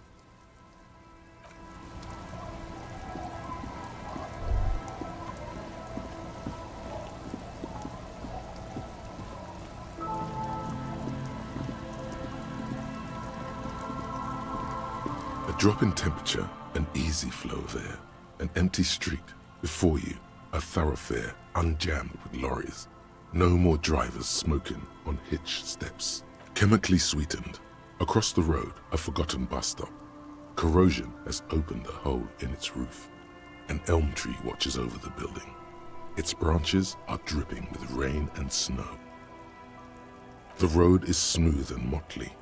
Craters filled with a black asphalt. The asphalt, first laid, is grey already. A row of tenements are under construction in the distance. A tub warm with water, white with soap. A man bathes while radio waves transmit the lottery numbers. 4, 18, 21, 4, 1. A modern washing machine rattles a drawer full of silverware. Number 312D. Young girls used to come here, huddled up, hoping for more warmth than their thin coats give them. The bus took them to school. It has not run for 8 years. There were not enough girls to sustain its cost.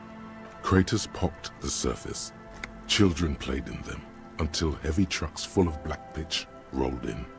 The landowners have filled the craters with money. It is a vital artery of the flow of trade. The wind moves the aerosol. A detective stands behind the boom barrier. A breeze moves a curl of his hair.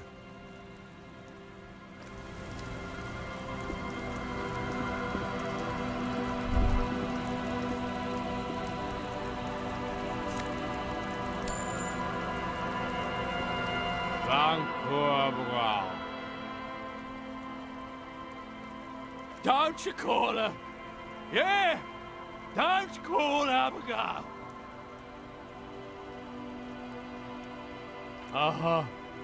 Abigail. Don't you fucking call Abigail. You're not going to get anything out of this guy. He's too drunk. Never thought you'd see such a thing in your life. But this guy's a little too drunk.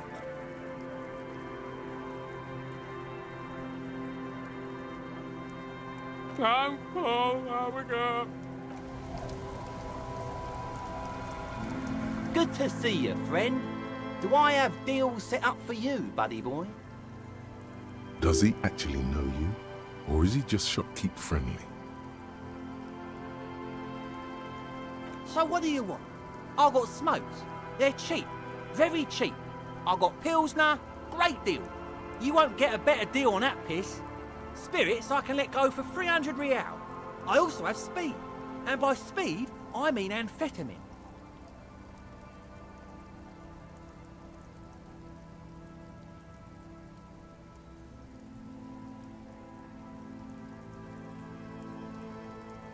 See, friend, it's real valuable. Worth every real, if you catch my drift. Got it from a bit of a business venture. You know, it's funny, actually. What? Keep him talking. This guy.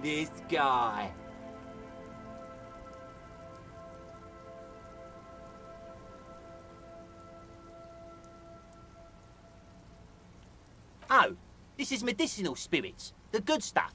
Got it from the doctor's office. I got one of those scientific ampoules a few months ago.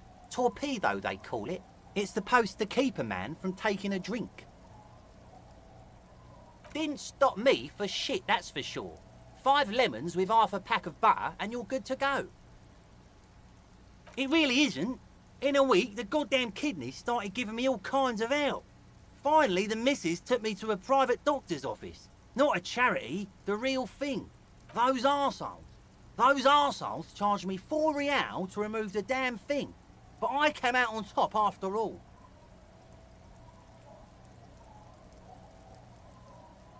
But the idiots left me alone in there.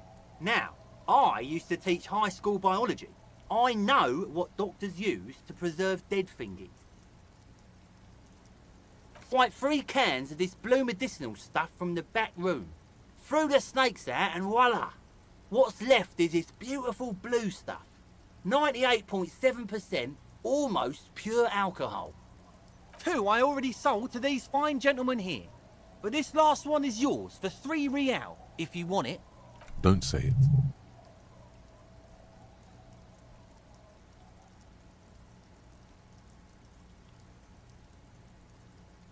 Yeah, be careful. It's extremely flammable.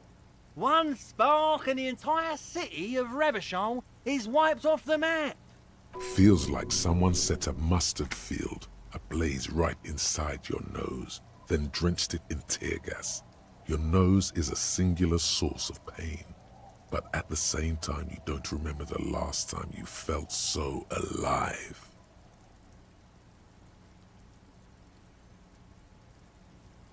In all fairness, that might be attributed to the retrograde amnesia. So, what's the deal, friend? Want the spirits or not? 3 real and it's yours, friend. The deal of a lifetime. Well done. You got it. That's a much more reasonable price right there. Makes sense now. Just make sure to enjoy that one, friend. If you drink this, then you'll die. That's a fact. And that's why we're going to save you from yourself and store this as a sellable item. Go sell it at the pawn shop for a profit. Hi, by amphetamine I mean speed.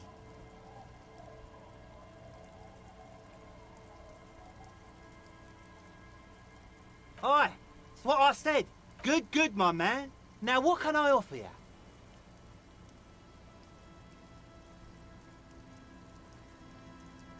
Oh, the system's been good to old Rosemary here, and I'm milking her like a bitch goat in the backyard. You see, friend, man makes his own luck, and I made mine real good. Got my hands on 3 bottles of liquor exquise, sold 2 to the fellows around here, and immediately bought cigarettes, bought beer, even bought a bit of speed. And look at me now, I got everyone on my hook. The hook? Where is it? I can't see it.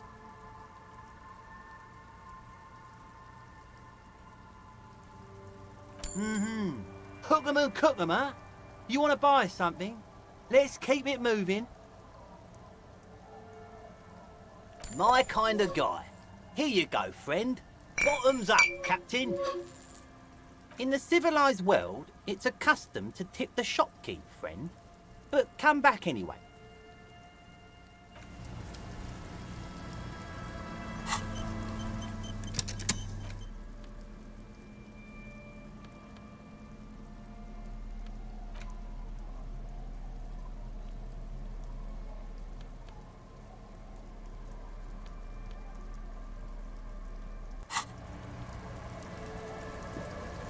Hey, tequila! Good to see you. How's business? So what's happening? Yeah, Tequila Sunset. How are the, high-concept, reality-based adventures proceeding? He says it like it's obviously your name.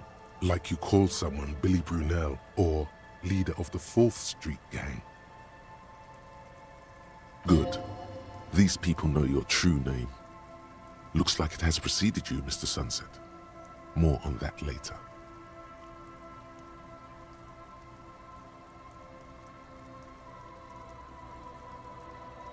That's harsh. I'm like 3 or maybe 4 years into mine. Wait, no. Make it 5. Things aren't going super well for Idiot Doom Spiral either. Haven't found those keys yet, haven't won that great piece of ass back. No word from my business buddies. Idiot Doom Spiral, huh? This is bound to be a good, high-concept conversation. At last. It's you. You're Tequila Sunset. We've met before. Don't you remember? No, you sure don't. Aha. Do you want to know how Tequila Sunset came to be? Tequila. Tequila Sunset. Something ominous there.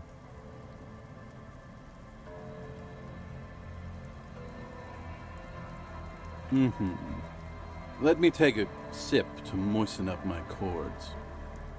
Tequila Sunset rolled into Martinez last Friday. And by Tequila Sunset, I mean you.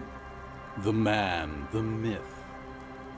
Hey, let's not jump ahead of ourselves. This is your story. Stop interrupting. You got here on Friday to solve a case, hoping to be the early bird who gets the worm. And by the worm, I mean the buzz. Because as far as I know, all you did was get piss drunk. Word on the street is you went around the local hostel telling people that you're a police officer, and that it would be really fucked up if you shot yourself in the head right in front of them. That's pretty high concept, if you ask me.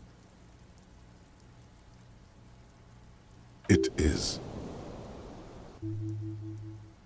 Does that sound like something you'd do? Yeah, probably. The lieutenant's brow is furrowed. He's listening as casually as he can.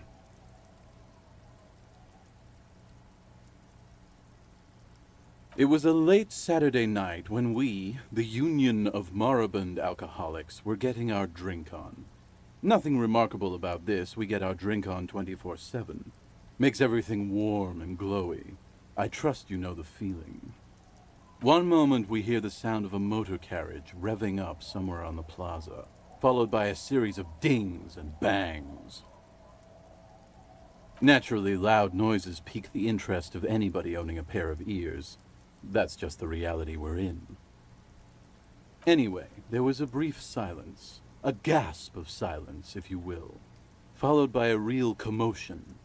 We heard the carriage careening towards the coast at top speed. Sounded like someone jumped the canal. We grabbed our brewskis and rushed to the jetty. Never underestimate the speed of an alcoholic. What we saw was a sight to behold. A beat-up police carriage containing you. Right there on the beach. You revved the engine and screamed at the top of your lungs, "The time hath come!" So, naturally, being the curious cat I am, I asked what time hath come. To which you replied, "The time hath come for Tequila Sunset! The end of all things!"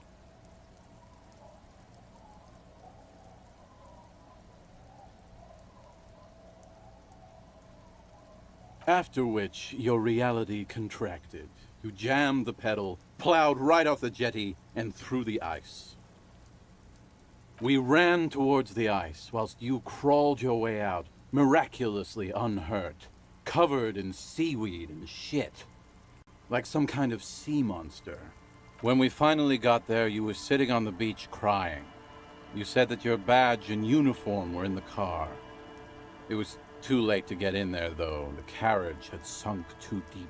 Recognizing a brother in need, we offered our condolences and invited you to party with us, which you naturally agreed to. We asked about the whole Tequila Sunset thing, and you told us it was your name now and insisted that we all call you that from then on.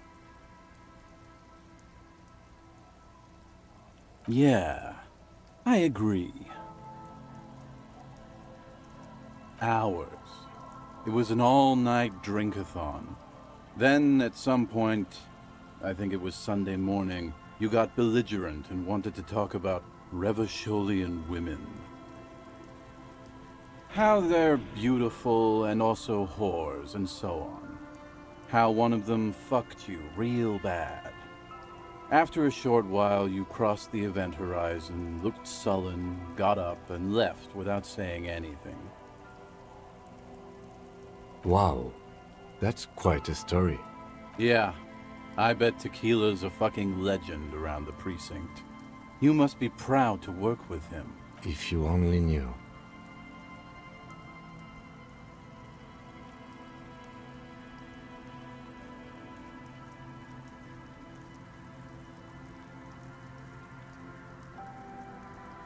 You were pretty vague about it, but you kept saying you got fucked real hard, and that we've all been fucked too. Please, don't open that door. No one's fucked me. I do the fucking around here. Abigail! It seemed pretty painful, to be honest with you. If I had to guess, I'd say you're still working through some shit. Beside your gun and your badge, you said something about your hope or heart or something. To be honest, the details are a little hazy. In retrospect, I guess you lost your motor carriage too? That's a big one. You told us that they were a bunch of fucking losers whose main interest was cramping your style. No specifics, though. It was more about you that night. You were the star of the show. Yeah, you said it was no biggie and that you'd solve it in no time. And that you didn't need anyone to do it. You're doing it solo now. A lot of cops go solo and hermit once they reach that level of alcoholism. Yeah, you kept talking about how the coal mine owners were fucking us all over, just like that woman fucked you. I didn't agree with you, by the way. The spectral hand of the market makes sure everyone gets exactly what they deserve. You kept calling yourself a goddamn superstar who'd cleared 501 cases. As you've already determined, the actual number is 216. But what's a little embellishment between friends? No thanks to the squares at the precinct, as you put it. It's a hard thing for a man to confront his past. That's why I avoid mine at all costs. Whoop-de-doo. So now I'm a fucking storyteller. Right, why not? Better than a beach bum.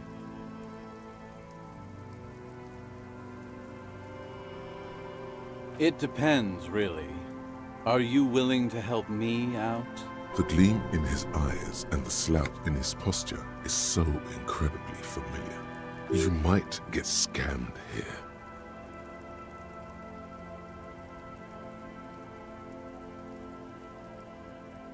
No, the reality of the situation requires a rather modest contribution. A little motivational package. I don't want it, man. I need it.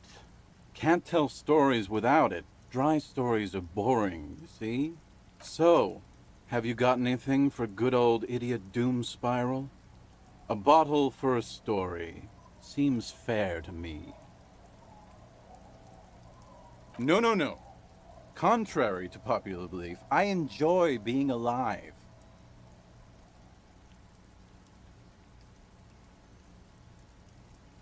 Classy. Hey, Spiral Boy, you gonna share that? Don't call Abigail! Shut up, guys. I'm telling a story here. Something happened to you. Something happened to me, too. My actual name is George, but around here, you already know. I was once a reasonably high net worth individual. a founder/junior partner at a high-concept creative services agency. I used the profits from my agency to finance what I called a cultural incubator. Abstract value generation, value per person, high-concept stuff. I developed the paradigm, worked within the paradigm, but the burden of leadership weighed heavily on me. So I went jogging every so often to keep myself sane. 22 full-time employees, an all-star team, a potentially historical set of individuals. Worrying about them often kept me up well into the morning hours.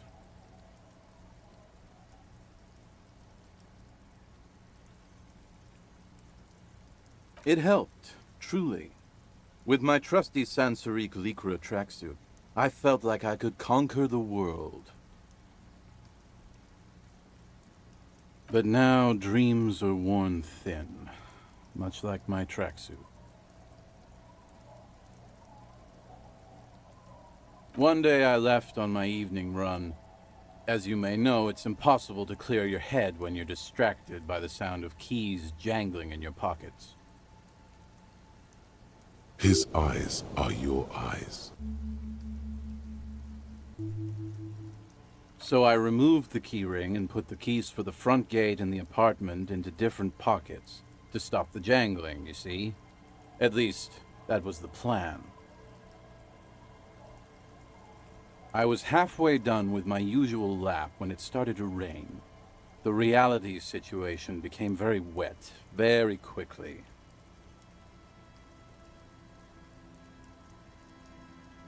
I made my way back home and discovered that I didn't have the key to the front gate.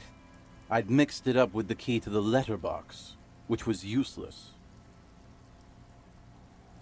Naturally, the situation required me to climb over the gate, which I did. There was no climbing down because I slipped and landed on my ass. Reality was looking rather grim just then. Me lying on my ass in a mud pit in the middle of a heavy shower. But when life knocked me down, I always got up. So I made my way across the yard. Standing in front of my apartment door, fumbling with my pockets, I realized that I'd also forgotten my apartment key. I wish I were, Tequila. I wish I were. Instead of my apartment key, I'd taken the key to the office. I rang my neighbors' buzzers. It was late, and most of them didn't even answer. Those who did assumed I was trying to sell them something and hung up before I could even explain the situation. People are naturally wary of ad men, you see. One moment someone chats you up, 5 minutes later you've bought a box of edible lingerie and a strap-on. I don't begrudge them, especially since I was known to be one of the best. Just then, I experienced a moment of clarity. I still had the key to my office. I could wait out the storm there. But when I reached my office, I remembered that I'd asked one of my producers to change the locks that day. And since I hired only the best, he'd already done it, and I couldn't get in. Anyway, long story short, life spiraled out of control. I haven't gotten into my apartment for years, and my girlfriend left me because she didn't want to date a homeless man. The company, well, you see where I'm going with this. So, now you've heard my tragic tale. What do you think? Like nothing you've ever heard, huh?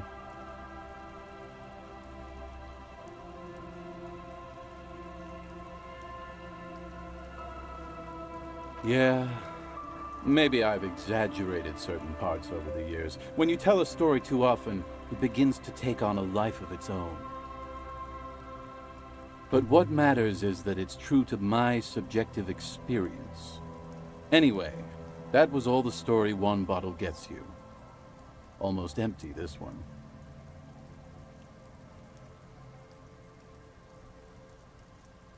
Truly, he has the soul of an artist.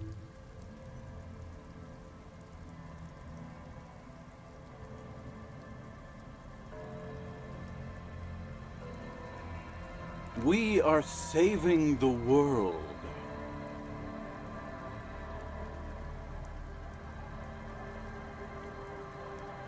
Please.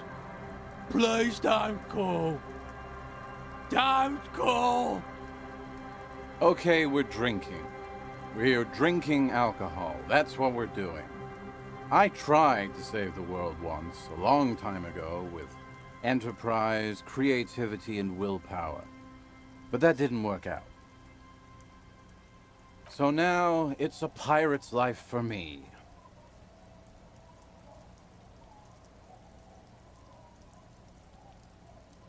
You too, Tequila Sunset.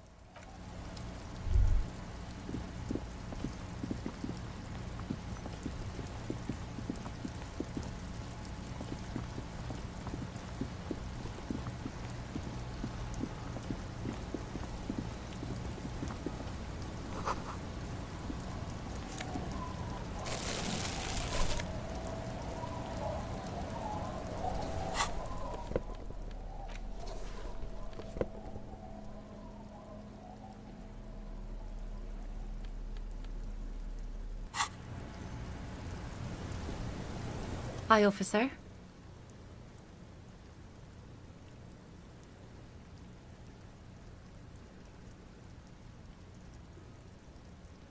Anything I can help you with? A fishing village on the seashore. This place doesn't really have a name. It's sometimes called Elysium. The sign on the street leading here is illegible. Has been since they built this place. The name is Lillian. People call me Netpicker. I think I have time for questions, and that was actually the second one. Indeed, you're always confused as to your whereabouts. Ask her about the cool sword. Helps to break the ice.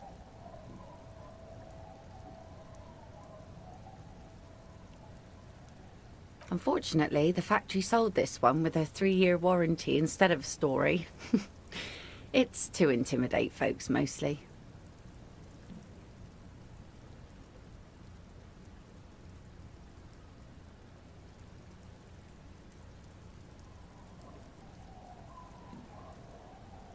It's a regular mass-produced sword, like a shovel or an axe. Nothing fancy, just for intimidation. From time to time, people need a lesson in respect. That's just the way it is. Back in the day, I caught the eyes of many men. And believe me, men need a lesson in manners from time to time. No, I'm afraid not. Attempting to confiscate the blade I used to keep these animals in check, you would put me in an early grave. What makes you think we haven't? The truth is that almost everyone in this life is scared and tired and stupid and too dull for that.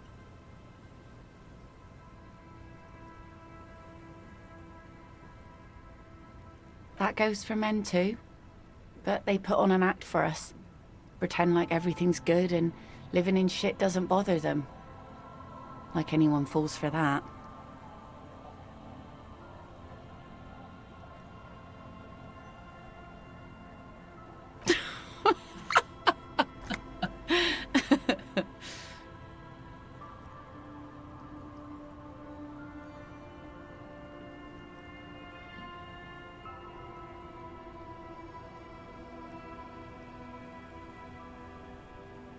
Sure.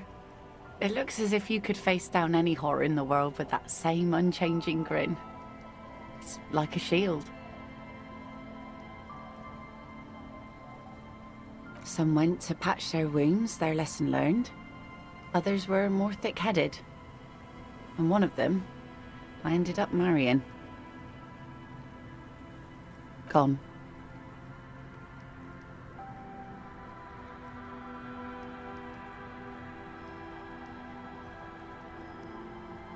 It absolutely does not. We are not going to look for him. No. There's nothing to find. He's dead. Lost to the waves.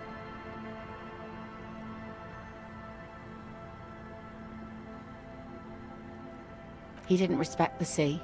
Went out there, drunk like a skunk, and sure enough, one day the boat was found floating empty. The bloated corpse turned up 2 weeks later. Now, before you tell me how sorry you are for my loss, know that it was 4 years ago, and I've moved on. There's only so much mourning you can do for a drunk with sinewy muscles. She really likes those muscles, though. It's in the way she pronounces sinewy.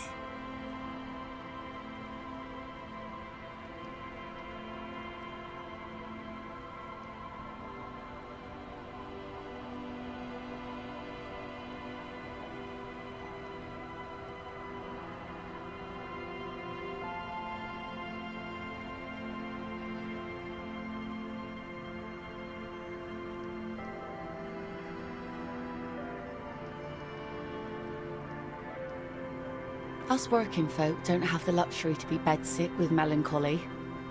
I buried him, mourned for an appropriate amount of time, and went on.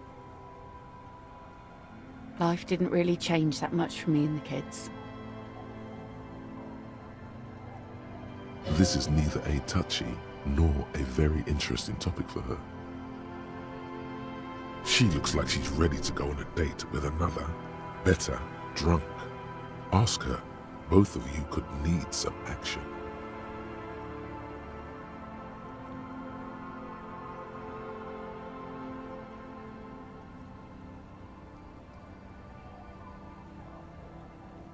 Sure is. The sun, I call her, coated with a fresh layer of tar just yesterday. It'll take some time for it to dry, assuming the sunny days continue. Let's see. Who are you looking for? I don't think I know what these are. Care to elaborate?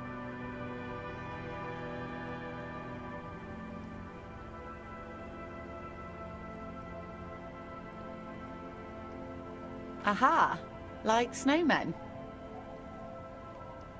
Two old guys have been wandering around here, nose in sand, talking nonsense about snowmen and the like.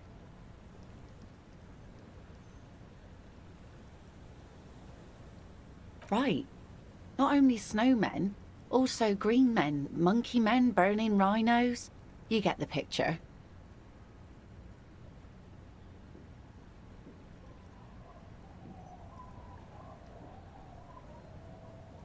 Oh, you're getting it.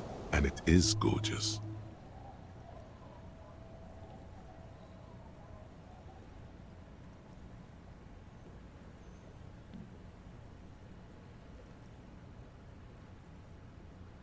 I don't really know. Further down the peninsula, I guess. I mean, that's where they were heading. Who else are you looking for besides snowmen? Well, how can I assist you then, officer?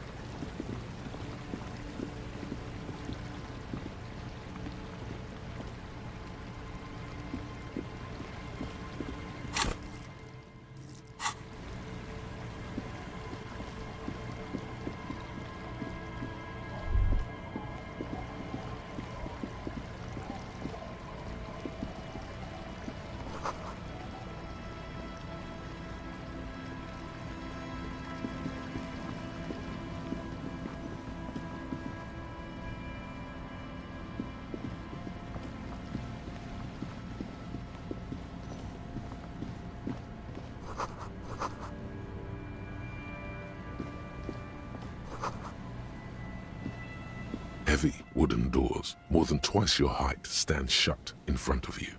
The rectangular sea-worn ornamentation appears in stark contrast to the padlock, carelessly drilled into the wood. The carving on the door is block-like and angular, like the church itself. Two large beams shoot downwards, sinking into the wood before they reach the threshold.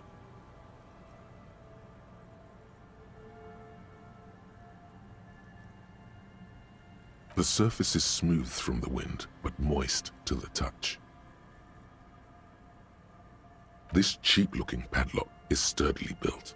It shackles together a hasp and a staple screwed into the wooden door. The lock is adorned with a yellow sticker. You see a yellow circle with two X's and a big curve below them that looks like a mouth. You're pretty sure you haven't seen it before, but what the symbol depicts is clear enough. A smiling dead guy. The curve makes it smile, and the X's make it dead. There is something blindingly modern about this symbol. Its modernness puts to shame everything you've seen before.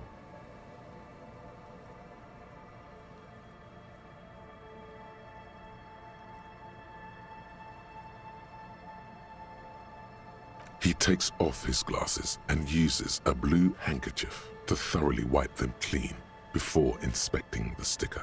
Then he looks up, pauses, and replies.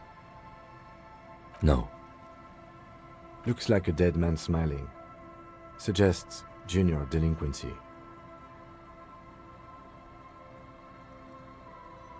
I haven't seen that sticker before, and I'm not a youth. That level of conceptual thinking is not part of my skill set. The padlock passes through a staple that's been hastily attached to the wood. Closer inspection reveals that one of the screws is not a screw at all, but a nail. The work has been done recently and is unprofessional, to say the least. Should you want to get through, it might be easier to just pry the whole thing off. Maybe we should circle the building first and look for another way. The building has seen enough mistreatment. Can you hear the pulsing bass underneath the wind? A sure sign of junior delinquency, somewhere east of here. There's something on the sea ice there.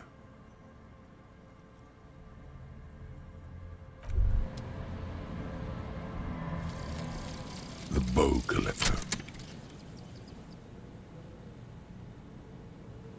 It's early in the morning. The world is dark blue. The sparks light her face, a delicate composition of triangles. The streets seem to grow longer, like in a dolly zoom.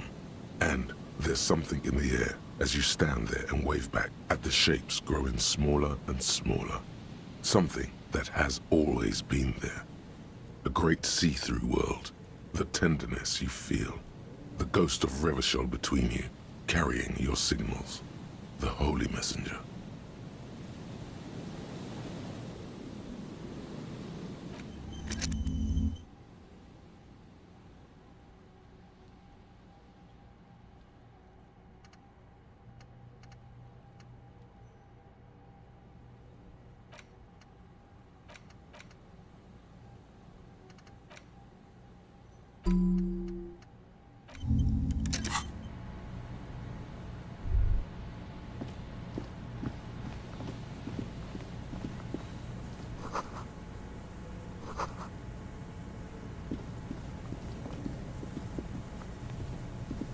A metal payphone under a yellow plastic dome. You could use it to call someone, unless you're out of change.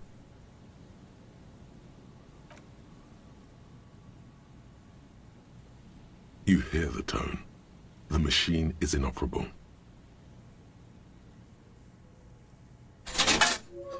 Calling.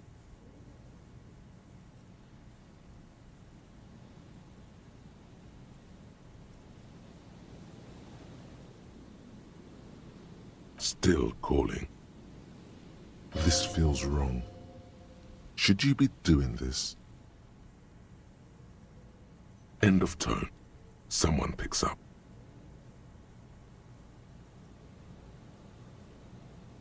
Here? Is that you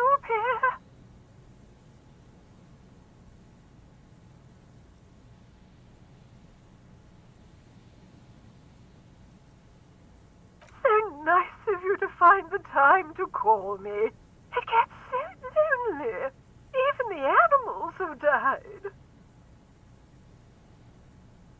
Are you sure you're Pierre? Your voice, it's different. There. Chrysanthemum.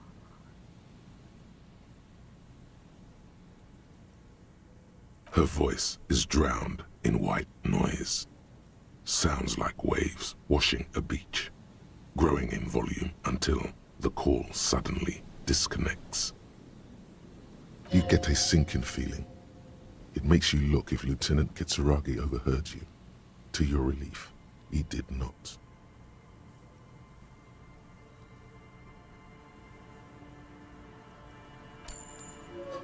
Calling. Still calling. Again? Seriously? Someone with a masculine voice picks up. Hello, Gerard speaking. Hello, Gerard. Technically speaking, you're electricity. No, what you are is a surprise. Get his wife on the phone.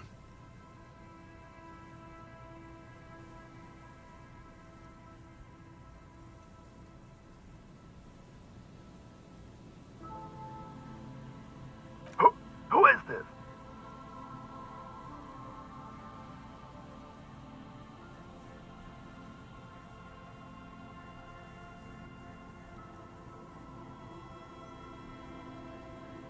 Who the fuck do you think you are talking to me like that?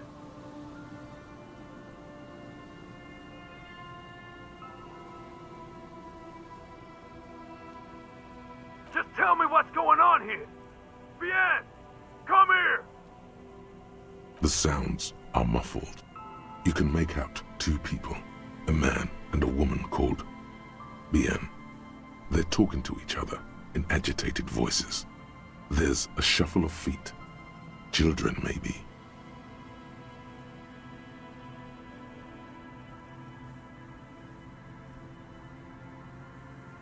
More shouting. You're pretty sure you hear a man saying fuck several times. Then the crackle in the phone line gets violently louder, like the surf breaking.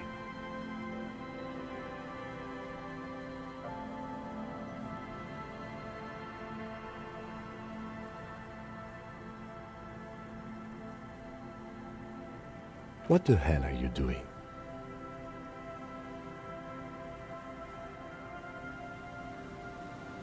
Big deal? This has lowered his opinion of you, but only a little. Let's just go. I've had enough of this phone booth. You pick up the handset. There's a tone. The machine is operable.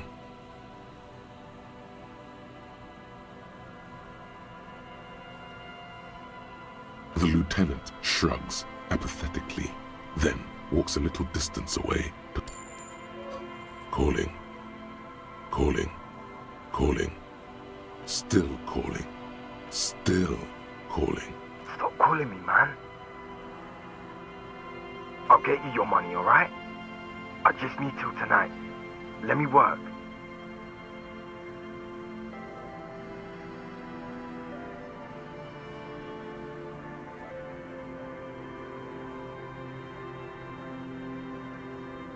Tethys. Hey! You're not Tethys. Screw you, and don't ever call here again. You're fucking with some serious people. Disconnect tone. Are we about done with this now? Calling. I'm tired.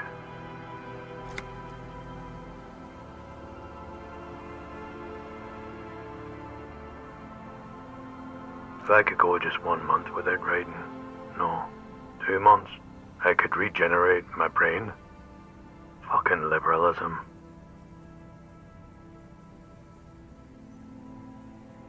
The man disappears with a sigh. You do not hear the customary disconnect tone, just silence in the handset.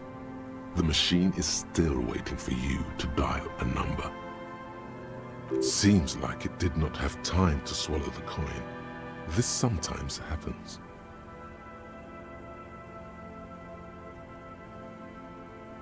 Lucky you. The call went too fast for the payphone to register. You can still make a new one without paying. You close your eyes and put your index finger on the rotary dial, then pull down on the number, then move one up, and repeat the motion twice.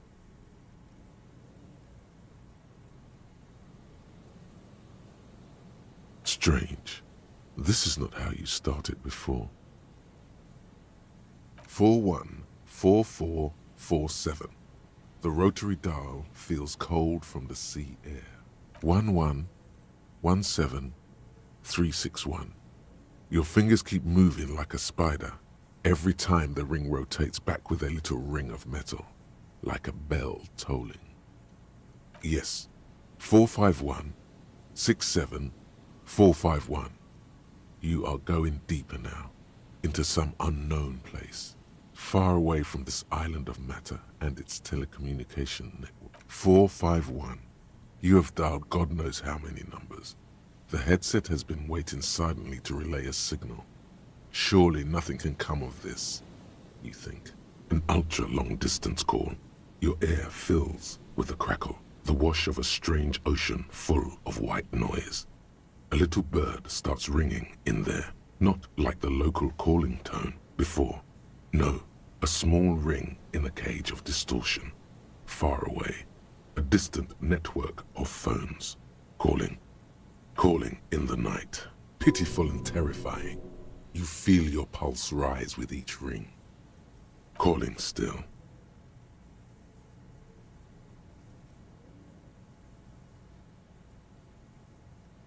Calling.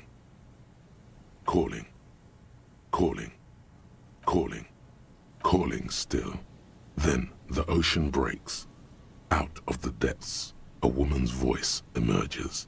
Small. The dearest thing you've ever heard. Hello?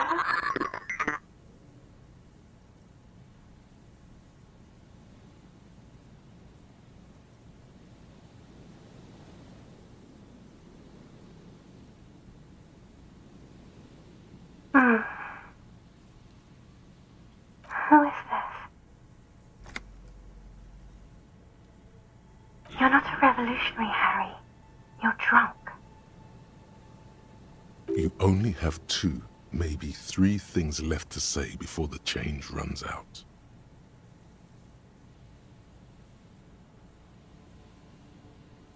Because it's me. Look, I don't understand what you're saying or why you're calling me. You seem drunk. Oh, God.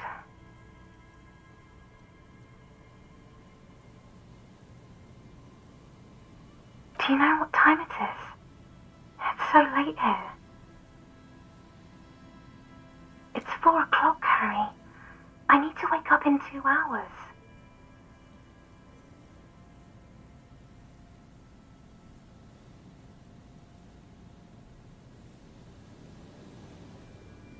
I'm in Morova, sleeping. To work. No response, only a sigh. The connection crackles like burning paper. What do you want to talk about that we haven't talked about already? This is bad. You feel your right hand on the handset cramping up with pain. Oh no, please stop. Please, let's just hang up. She does not answer anymore.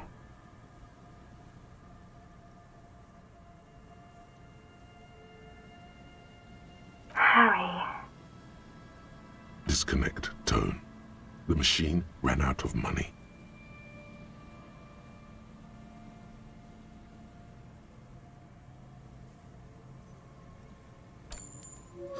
You dial the number again. 26 pulls of the rotary dial. In the middle of it, a familiar ring. Calling.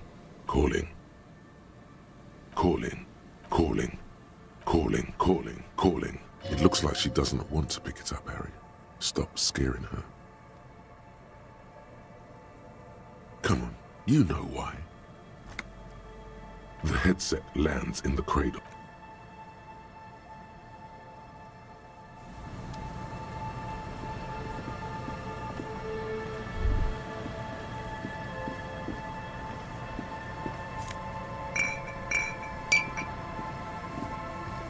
Someone has left an unidentifiable article of clothing on this railing. It smells really bad. The cloth, if you can still call it that, makes a soft crunching sound as you thrust your finger into it. It's streaked with dried seagull shit and tangled with pieces of seaweed. A dangling arm suggests that there might be a jacket beneath the crust of filth. It seems likely that it was left in the surf until someone laid it out on this fence to dry out. Unfortunately, that just seems to have stiffened it into a shapeless mass. Please tell me you're not taking that with you. A clue? You think our suspect is a seagull who's been defecating on unsuspecting jackets? A poet could write a dozen verses and still not begin to capture the profound vexation in that sigh. You should still take it.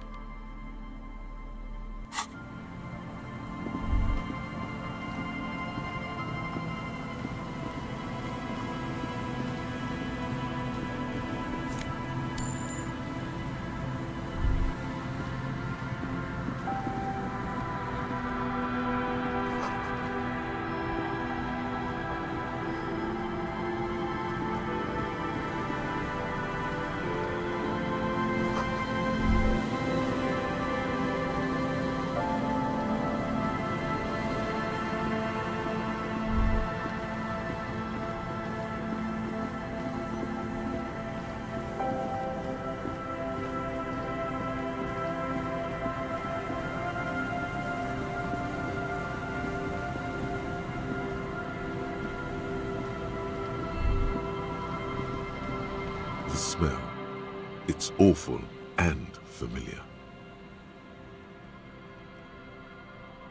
It doesn't help. You can still smell it. Don't be naive. Don't you recognize it? That hideous pungency, that faintly cloying sweetness. Only death smells like that.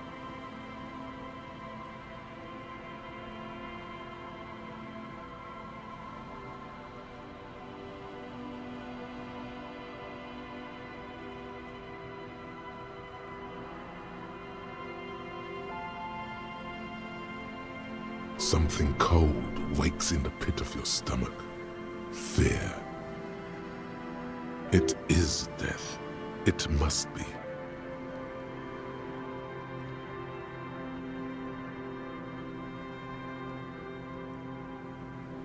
The lieutenant has already brought a handkerchief to his nose. Eyes up, detective. Something's not right here.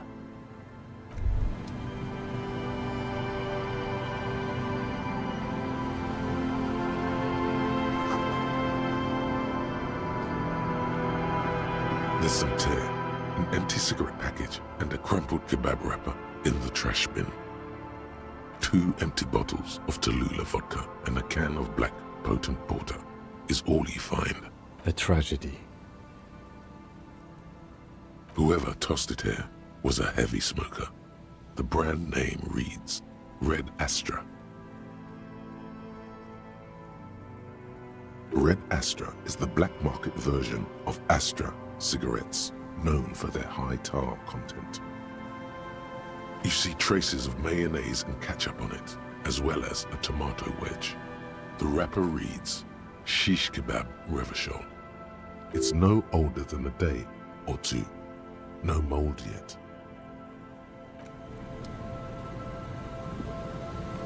A man lies on the boardwalk, his limbs bent and neck turned at an unnatural angle.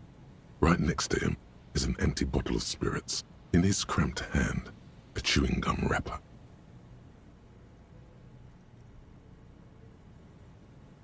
Hold on.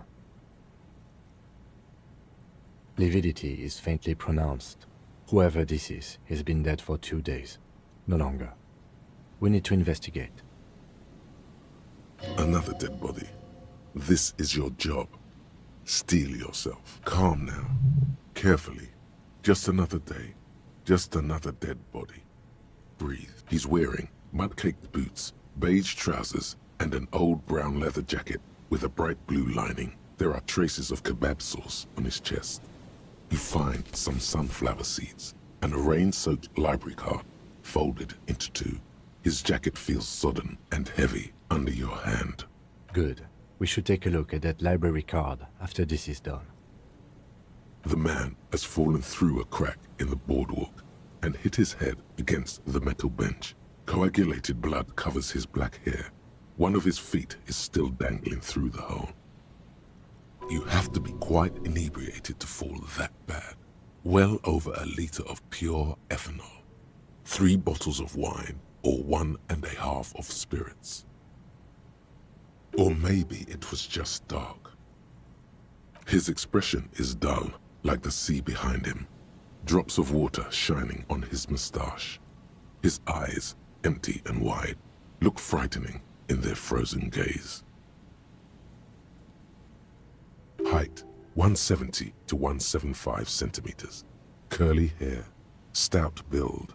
Age, approximately 50 to 60 years.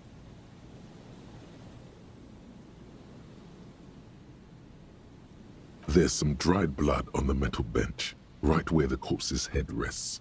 The floorboards are rotten and slippery wet around the hole. An empty bottle lies nearby.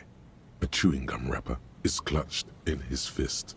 They screech under your feet ominously. It's hard to say whether the dead man's weight was the cause of the boardwalk to break. It definitely looks fragile.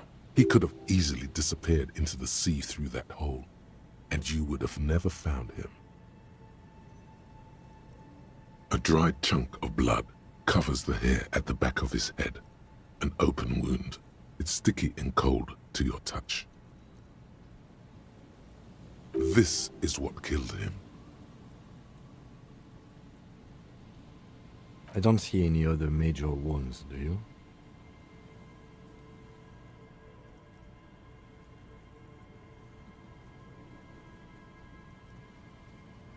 Seems like the head wound was fatal. It's exactly the shape of the bench. A .75 liter Tallulah vodka with its cap missing. There's hardly anything left inside. It's mid-market spirits with a slight touch of menthol. It's not proper. True. It feels disrespectful. Grabowski spearmint chewing gum. Green leaves on the cover. The man's mouth is half agape from the terror of the fall. The blackness of death. Stench. You think you see white chewing gum too? He ate the whole pack, right? It's to cover the smell of alcohol before going home. The worst thing is, I've seen it before. Almost the same scenario, even the chewing gum. It's always the same. The entire boardwalk creaks in the wind as you take a step back. Looks like one of the locals. He'd have to know this spot to come here. You don't just walk over here. But that's just a lazy assumption. What do you think? At least this man knew how to party. Imagine the same scene without the bottle. Now that would be just sad. This is an omen, a sign from above that you need to stop drinking.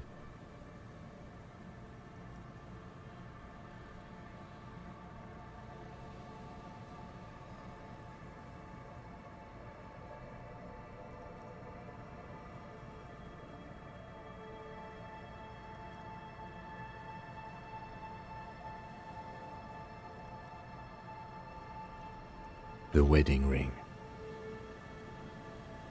But let's try to not run ahead. For now, all we know is that he's an unidentified middle-aged man found dead on the Martinez boardwalk. Death by misadventure. He slipped and fell through the boardwalk. A truly unfortunate accident. If it wouldn't have been for that bench, he'd be alive. They'll seal this place off after the news reaches the coalition officials. I doubt that they have enough resources to actually repair the boardwalk. Not that sealing it off would keep anyone away. All it does is keep the city council's hands clean. It does seem to be a pretty straightforward misadventure, although there's still a question of identifying the body. From where I stand, I can see two options. We either take the case and follow the leads to identify the body on our own, or we report back to the station and leave this for our colleagues to handle.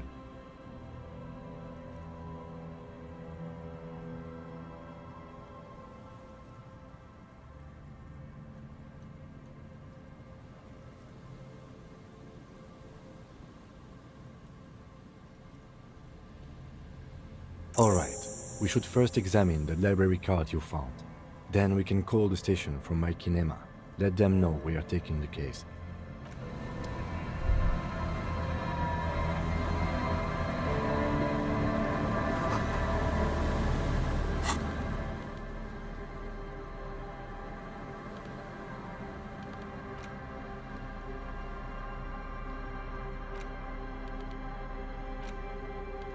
As you hold it in your hands, it makes an uncomfortable crunching sound. It's a sordid, filthy tale, not for the weak. Are you sure you can stomach it? It occurs to you that you're not even holding the jacket itself, but rather the thick crust of jetsam and seagull shit that ensconces it. Why? Why did you think about it? Look at your hands. They're covered in muck. What? No. Then it'll just be on your pants. This is a disaster. You'll never get the smell out. As you hold it in your hand, there is no why.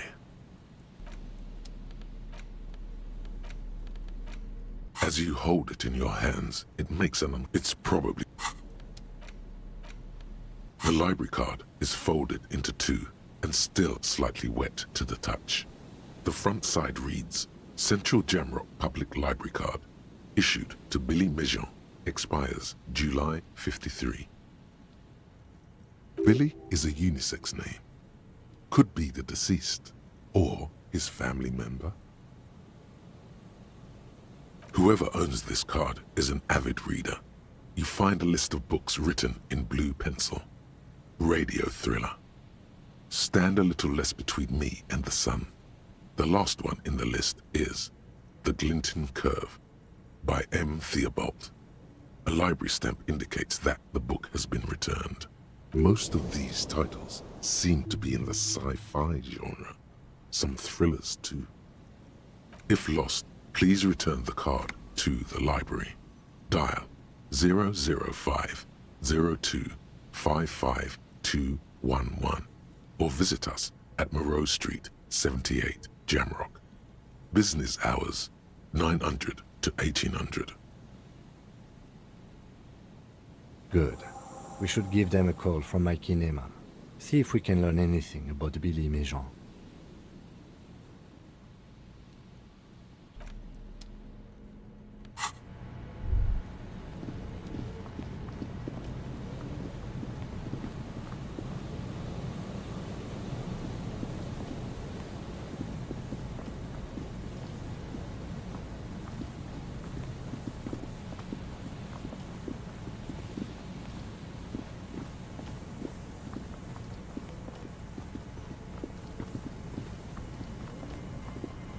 A metal payphone under a yellow plastic dome. There's a bitter, caustic taste on the tip of your tongue. Life is garbage. You dial the number again, as you've done many times. Calling, calling, calling, calling, calling, calling, and calling for who knows how long, but no one answers.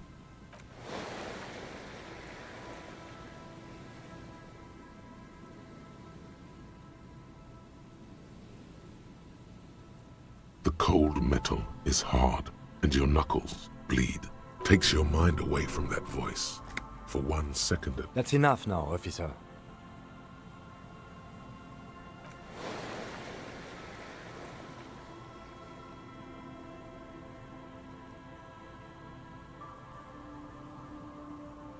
It didn't give you any fun for that money. Your hand is swelling up. Officer, that's enough. Let's return to work. It's over.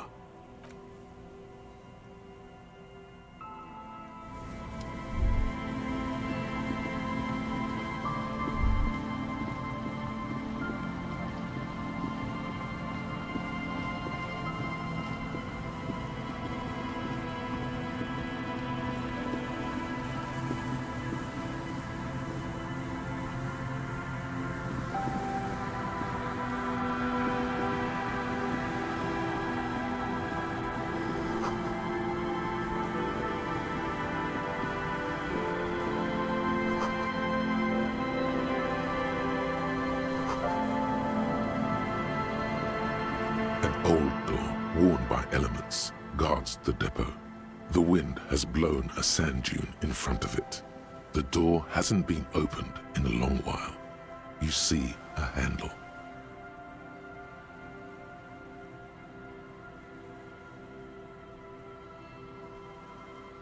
It's military, a service depot of some sort. Probably something that is no longer there. It may have been used to service an aerostatic battleship in the atmosphere, or a fortification, like a sea fort in the bay. You rattle the handle a bit, then push on the door with all your... We don't get in there. Frankly, you're just going to have to accept the fact that you can't get in through every single door. No. We've gotten into every door thus far. That's what we do. We open doors. We're cops. That's our perk. Relax. No one's hiding in there. If we can't open it, others can't either. And thus they can't get in. At least you can think about opening it, about doors in general. They are, after all, fundamental to your life.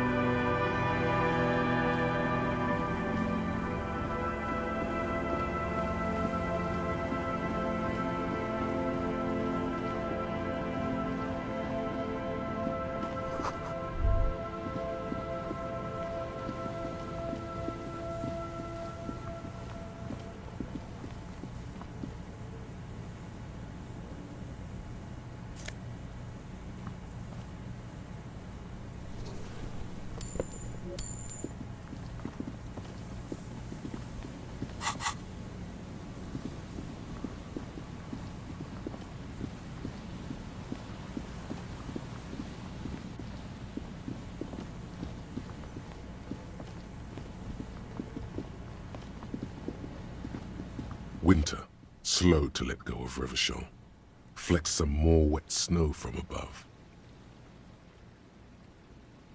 The snow falls lazily, making the beach sand paler still, mixing with the rust-colored sewage runoff.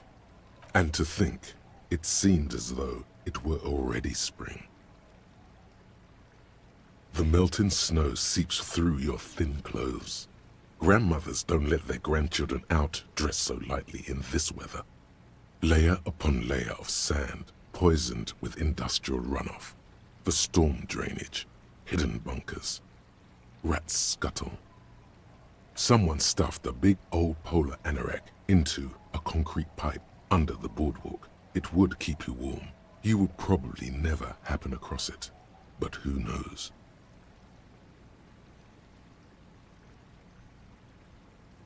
We should keep moving. Who knows when the snow will let up?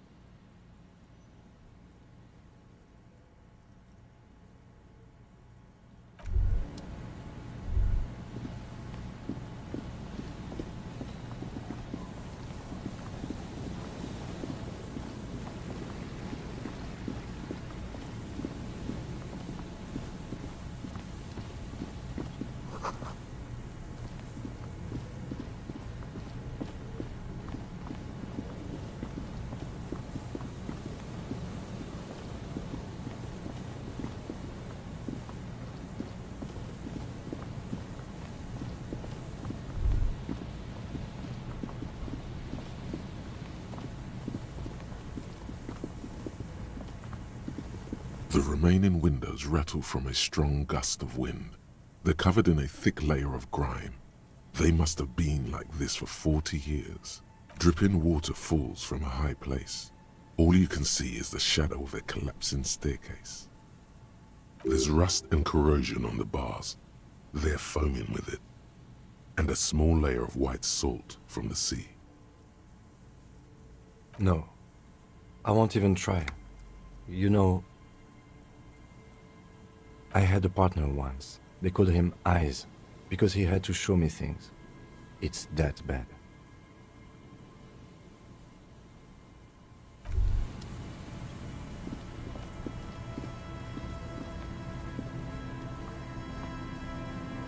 And Mikhail noticed the windows, especially with how there are no windows on the south side. This was to deal with. You officers, come to investigate the historic subtext of West Martinez? I'm Tran Heilostam. You must be Kim Kituragi, right? I was just telling my son about this building. Not a lot of people realize the historic significance here. Very rich in hypertext. Nice to meet you.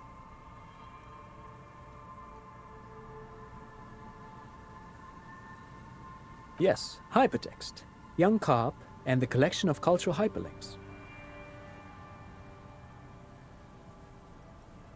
He's just making up fancy words. This doesn't mean anything.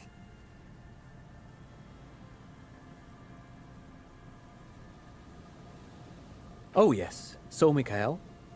They had to deal with monitor glare, especially in the summer. They still had vector monitors back then. That was 49 years ago. So they didn't have windows on the south wall.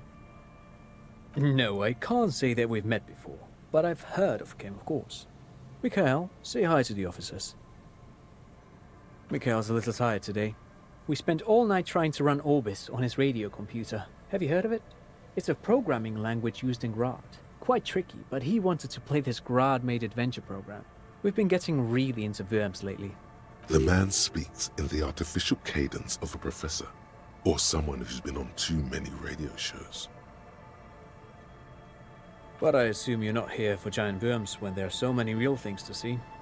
Just as I was telling Mikhail before, this is where the Coalition landed in 08. We could be standing on what is the most interesting landmark in Revachol West. This man is your half-brother. You feel it. But why? Well, get a load of this guy. He really enjoys his trivia. The Orbis programming language was named after its inventor, Victor Orbis, a cybernetician from Grad. They run Vox in the Occidental countries.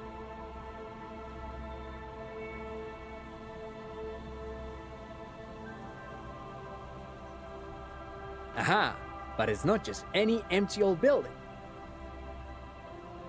What not a lot of people know is this used to be the R&D department of Felt Electrical. And Felt, which now sells ink cartridges mostly, was once a top dog in the turn-of-the-century cybernetics boom. Hold on. What's R&D? It looks old and weathered, with seagulls picking apart its stone and metal carcass. Bushy undergrowth has taken hold of the collapsed rooftop. Some kind of bird has set up a nest on a broken windowsill. Apologies, it's an acronym for research and development. They don't use it anymore. You're probably more familiar with RTD, Research and Technological Development.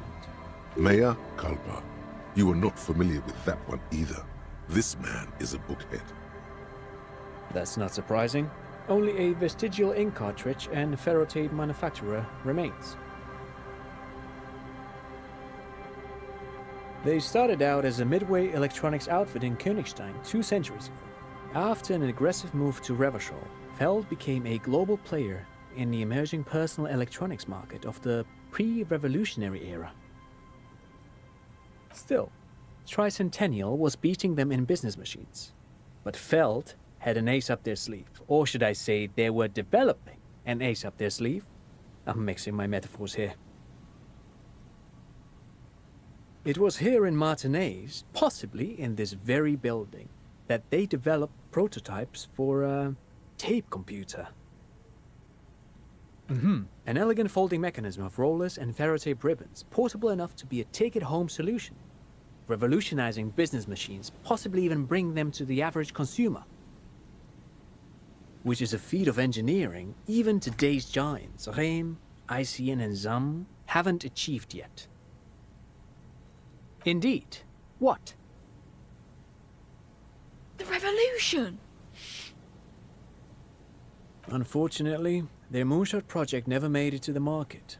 Feld's move to Revachol backfired. The revolutionary government liquefied their assets and expropriated those very advanced prototypes. Possibly from this very building, or one of the adjacent ruins. All of this was built by Feld, even the boardwalk. Wild Pines built Martinez proper as a resort for their middle management. Feld built this side of town for R&D.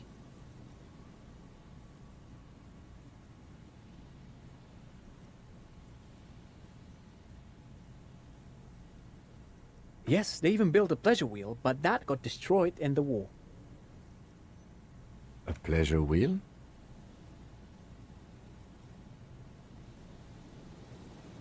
Yes, to lure in their star engineers.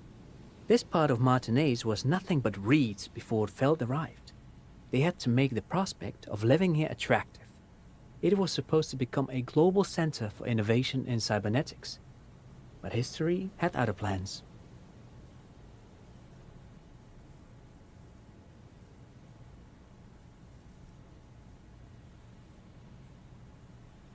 Actually, no one knows. No one even knows what a computer made entirely of tape would look like.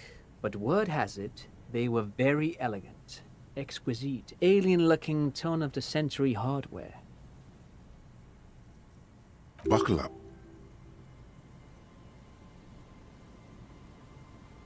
10 years ago, I did a little freelancing, I guess you could say.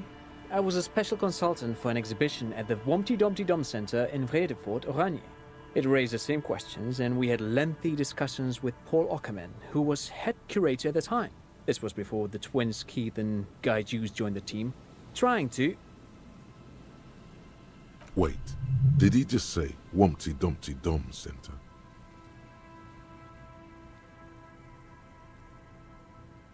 He did it.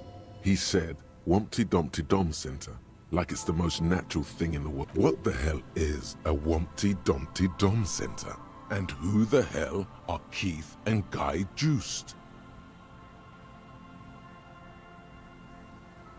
The Wompty Dumpty Dum Center for Contemporary Arts. The exhibition itself drew on Lagerman's notion of memory, and so there were some parallels. That's why the head curator, Paul Ockerman, chose to... Actually, I think there is. No, it's too much. He's joking. In fact, I'm not. The Wompty Dumpty Dum Center is a place you can visit if you're ever in Vredefort and are ever in the market for an exhibition space / contemporary art research center. But perhaps I should return to the tape computers. As I was saying, the device itself was very elegant, fragile even. One could write directly on the tape using a special chemical solution. The machine would then analyze the handwriting, perform operations, and project output onto a white screen. It was a beautiful, delicate thing.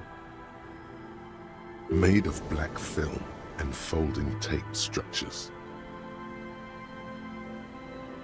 Very, very cool. Though I understand the socio-economic causes of the revolution, it pains me to imagine the revolutionaries setting fire to this precious device. But so they did. The felt playback experiment vanished into the fires of '07.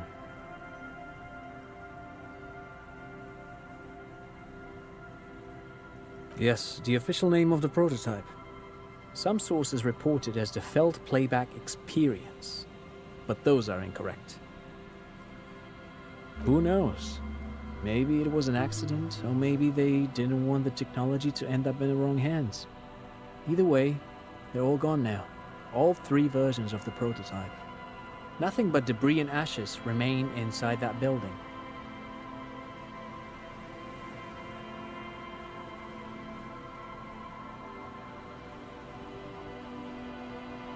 But of course, what else? No, thanks to you for having me and little Mikhail here to pick your brain. A very interesting conversation indeed. Pick your brain? If anything, this was rather one-sided. He did the talking. Whatever.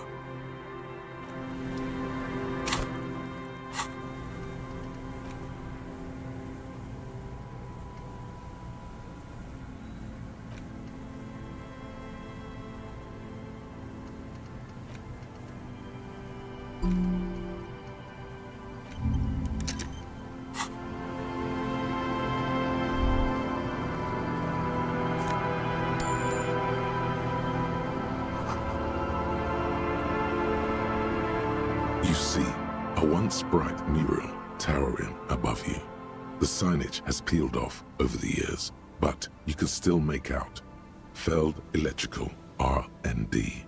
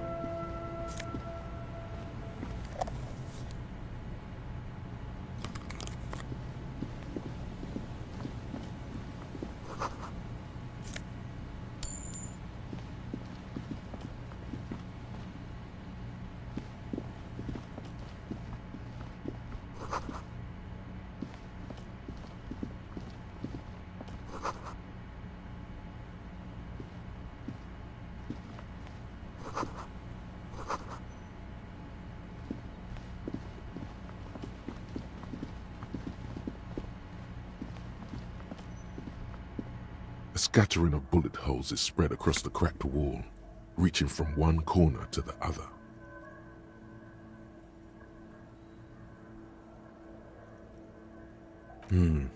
Correct. The density of the bullet holes is unusual, even in a general average bullet hole frequency in Martinez sense. Grim affairs. Meaning, this is a lot of bullet holes. Looks like fully automatic rifle fire. Something you don't see these days. The manufacturing and sale of automatic rifles was curtailed after the revolution. The destructive power of such tools proved to be too much. We do need to retain some humanity in this world. A row of ghostly shades stand facing the wall. There are many of them, a dozen at least, their heads lowered and eyes blindfolded. It's quiet. No sound. No movement. 10 meters away, other shades are lined up in an orderly manner. Automatic rifles primed.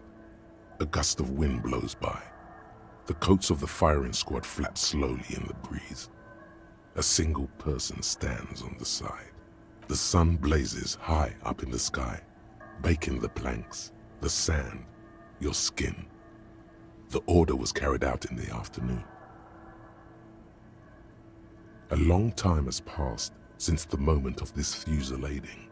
Rain and brine have since washed all the blood away. Not a trace remains. The abundance of bullet holes leads to two options. Either an inordinate amount of executions were performed here, or they did not use a conscience round, where only one soldier has the loaded rifle. Looks like this was a mass execution with everyone fully armed.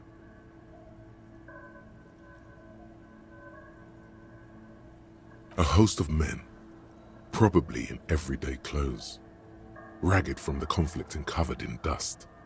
They were not sitting, a common practice for executions in some nations, as demonstrated by the height level of the bullet holes. They stand, facing the wall. It's impossible to discern any details about their personality or background. Ordinary people, familiar, each and every one of them. Comrades, the forsaken, the wretched, who tried to rise against the horrors of the world. 7 men in combat uniforms and dark coats, holding automatic rifles aimed at the people. Soldiers from some side, but from which one? Men of duty, dark duty. Murderers, twisted by orders, young boys forced into killing. The commandant, the one who gives the order. Machine gun fire crackling through the air. The lights of the muzzle flashes dancing on his face. I don't know. I don't know who died here, lined up beside that horrible wall. It could have been any of the parties involved in the revolution. Perhaps the ones executed here were the loyalist conservatives, killed by the communists at the start of the Civil War. Or it could have been the communists, put to death during the last stretch of the conflict by the coalition forces. Remember what Trent Heidelstein said about Veld?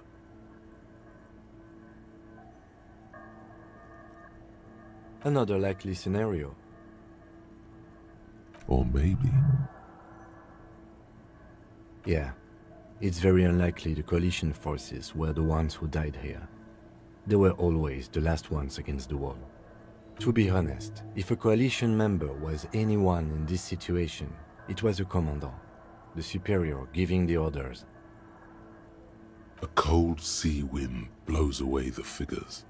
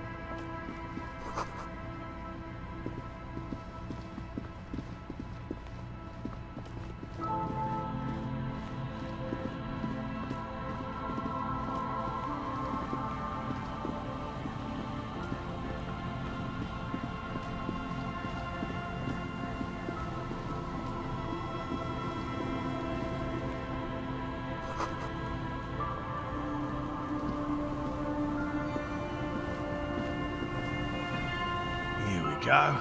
Nice and easy. No way out, little guys. Not out of this jam. There's a cylinder on the ground in which the man is arranging some netting. It looks like some kind of trap. He notices you. Who's there? Oh, the police. Hello, officers. Is that the police? Why are the police here?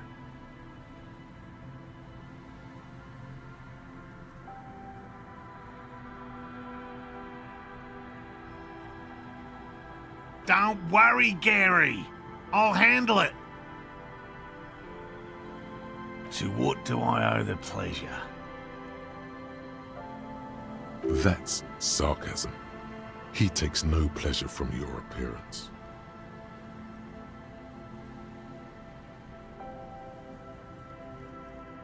Oh no, it's all right. I'm just busy. What's this about?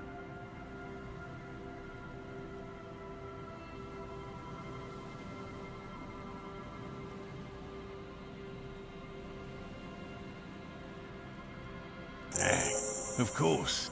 Thank you for passing along the message. That damn water lock is broken, and we can't go all the way around the AL-81.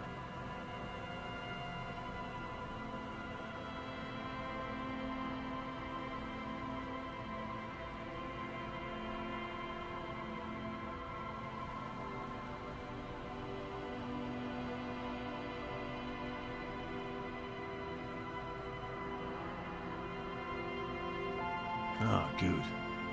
We should really be getting back. Gary could use a hot shower and a warm bed. Did he say we can go back now? Yes, Gary! We can go soon! If you see Lena, tell her I won't be long.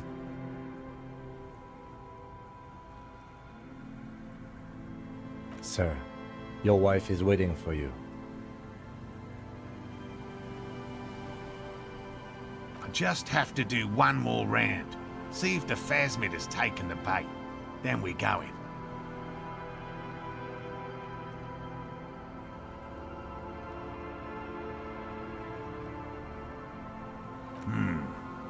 Well, first of all, it's damn difficult to find, which is why we've been knee-deep in the reeds laying traps for it.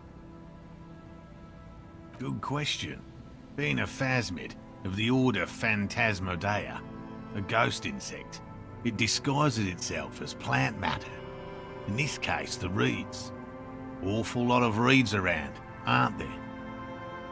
And I suspect it may have also developed other specialised techniques to protect itself from predators, or scientists, in our present case.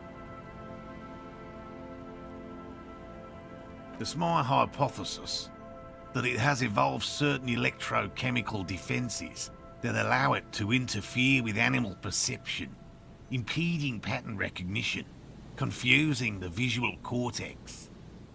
But I cannot describe how these defences work, much less how they evolve, without studying a live specimen. Yes, it makes perfect sense. You're beginning to suspect there's something paranatural about this phasmid. A ghost insect, he said? These people are looking for a ghost. No, that is precisely what we're not. We are zoological specialists, looking for an extant species of phasmid. Typical rookie assumption. Insects are much more sophisticated creatures than those unversed in zoology give them credit for. Even simply catching a glimpse of the Insulindian phasmid would be the apex of my, of any, cryptozoologist's career. But to study it and its defences, find out how it stayed hidden so long, would be glory itself. I'm expecting it to be quite giant.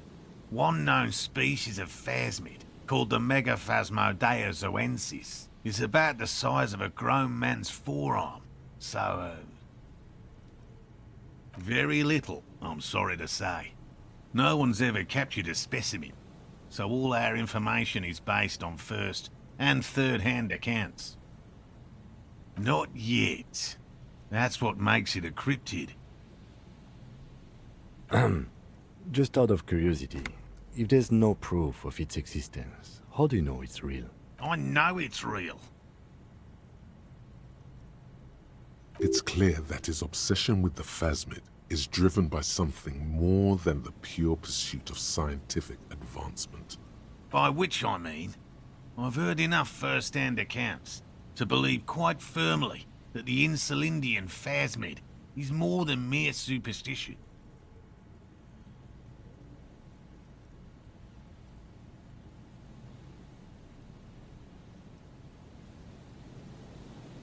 There was a credible sighting here recently. A pair of teenagers described a creature that matched the Insulindian phasmid to an uncanny degree, despite not knowing what it was themselves. It's the first credible sighting in several decades. Admittedly, it's an unusual location for this species, but with all the sewage runoff upstream, it probably doesn't matter much anymore.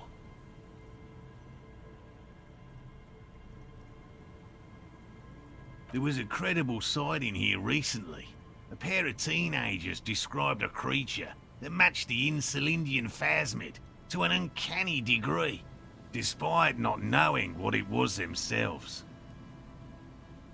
It's the first credible sighting in several decades. Admittedly, it's an unusual location for this species, but with all the sewage runoff upstream, it probably doesn't matter much anymore. I have to resist the thought. Such an extraordinary creature is doubtlessly highly resilient. After all, it's generally thought to be capable of parthenogenesis. He means asexual reproduction. The females of the species don't need to mate to produce viable eggs. This makes it easier for a species with a small population to survive.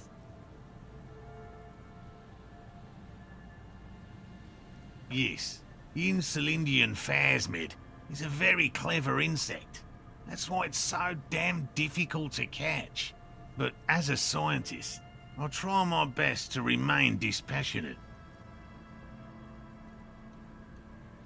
By woman, you mean my wife, I assume? I will return to her. I can't leave before we finish with these traps. My wife understands that just as well as anyone. Come on, Morel. We've been soaking out here for days.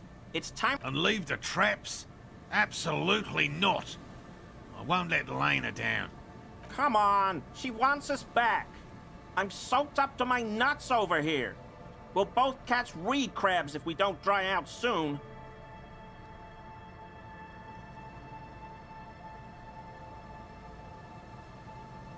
Of course it's important to her.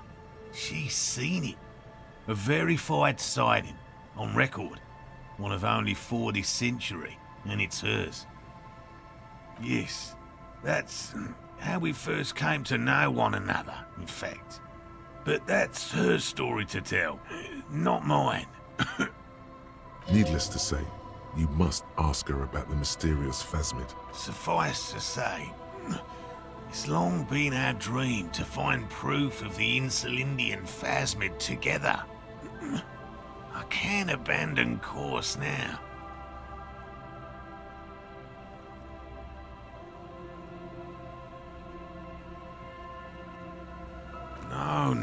No.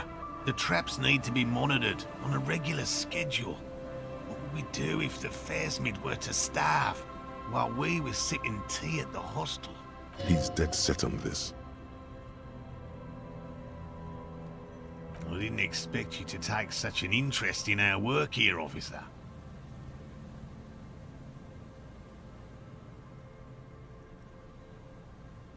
Well, be that as it may, I'd really appreciate the help. Bring it to me at once. Just make sure the trap is closed tight. He's not comfortable with the possibility that you'll claim the find, but he's lying about this even to himself. That's highly unlikely, officer. But in the event you do, I'll spray you with a pheromone mixture I developed. It's made of musk and research chemicals. The pheromone should attract the insect to you, or at least prevent it from bolting at the sight of you. It's quite potent. Will last you about a week. This is the smell of dying reeds, of longing crumbling into the water. I hope you're not buying this. He dispenses it without letting you touch the canister, so it would be precious like holy water. It is precious. A single dose cost me 50 real to develop. Not that I expect you to understand self-financing one's own research. There are 4 in total. One is to the south, on this little peninsula, by the boathouses there. It's very near. Another we set in Land's End, to the northeast. It's behind a small sand dune there, on your way to the old radio tower, after the church. The third is set near the canal, where you crossed, by a concrete slab. A big thicket of reeds going up the slope, and among them... You should check at least one of those before returning to this one, since I just said it. This one's more of a technicality, but still, better safe and stupid than sorry. That seems like a lot. Do we really have time for this extracurricular venture? Is it? If you think it's important, you have been right before. Right. Which means you two can pack up and go back to the whirling. Finally, someone's talking sense. Thank you for your help. Gary and I will start breaking down camp. If you have any more questions, now's the time to ask. If it's more cryptid-related business you want to discuss, you'll have time for that later too. But what if the information is vital? On the hunt.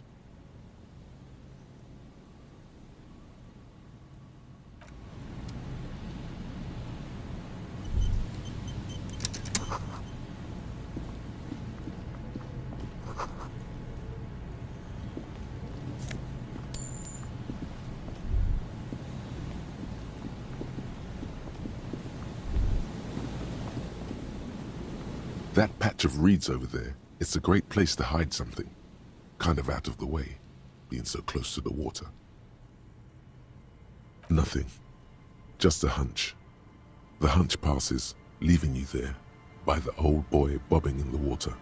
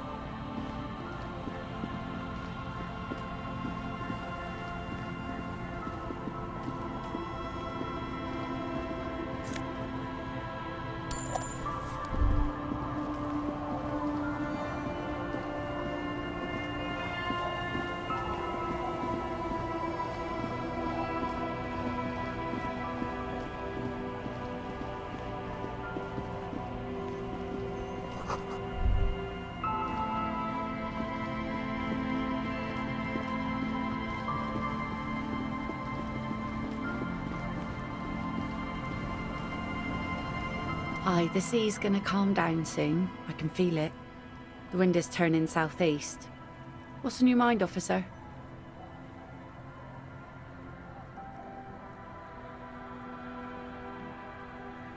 Oh, that's good to know, I guess. Why is it in the sea?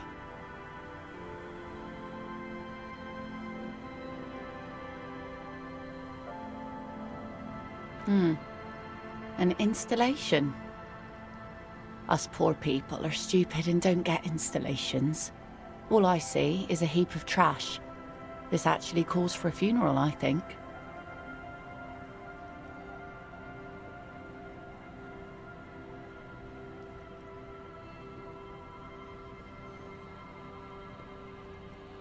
Police business. I understand. Anything I can help you with? Oh yes, she does. You need to get your drink on. There is no other way for human beings to procreate. Not after 6,000 years of yeast cultivation-based mating rituals.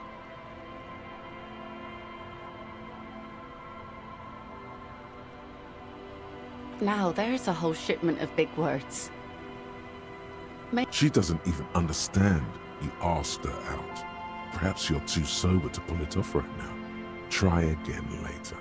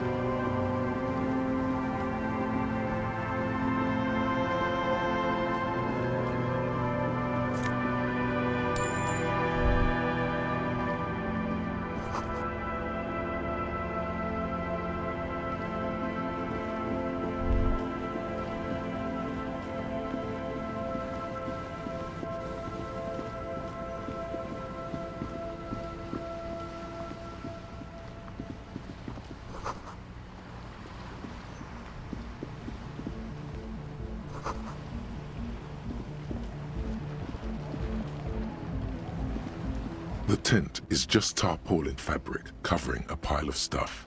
The flap is open. Inside, 3 young men, all in forward-looking apparel, reminiscent of the sticker on the padlock. Come on! Get in and close the flap behind you. The warm stuff's getting out.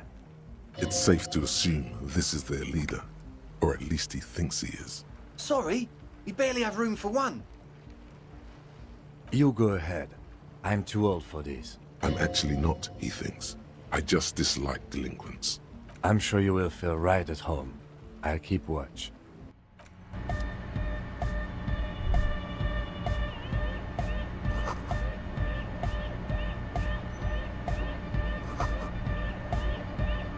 A young man with peroxide blonde hair holds up a Harman Welshi tape player, nodding along to the music.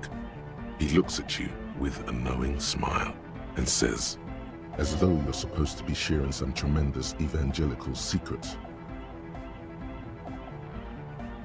Hardcore! It's hardcore! Skibbity, skibber danger. I am the rearranger. Your cop training did not prepare you for this. Could there have been a right way out of this garden of forking paths, you think?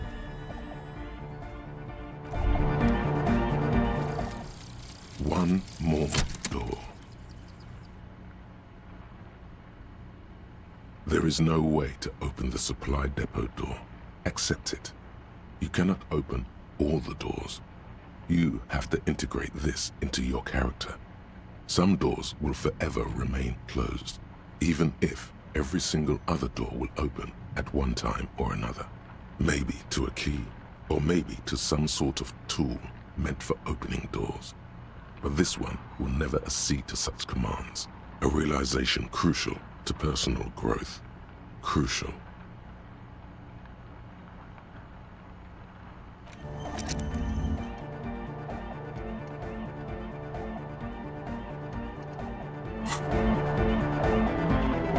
You see a youngish man bleaching the tips of his hair with a toothbrush. He puts the toothbrush down and extends his hand in greeting. Hello, I'm Andre. It's a pleasure to meet you. There is definitely something futuristic about his hair, aggressively so. You get the sense that this is what the future will look like. Imbecilic, Yes, should the future ever come, it will look deeply imbecilic, like this guy. His grip is strong, sweaty, and warm. He's trying to project and inspire confidence. This is my posse, Noid. The young man with earrings looks at you suspiciously. And Egghead. Egg!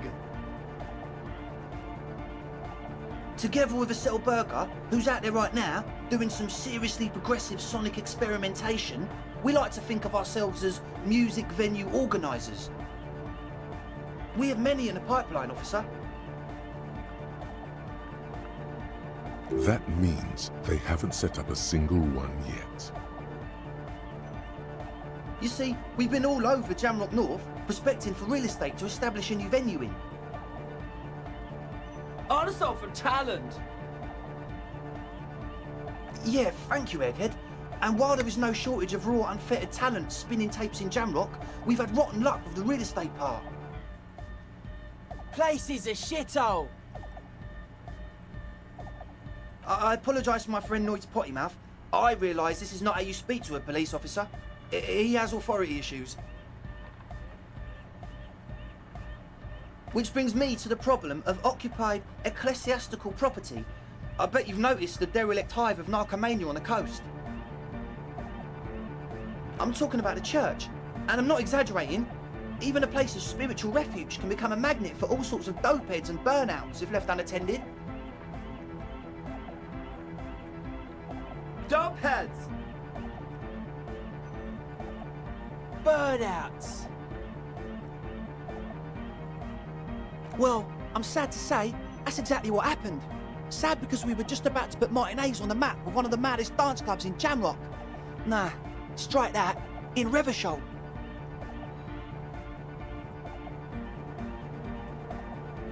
Strike that! The world!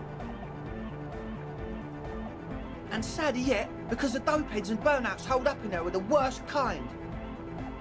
He leans back a little, watching you with a steady, serious gaze, letting you imagine just how bad those dopeheads and burnouts really are. Good. This calls for an opinion. You're an expert in those.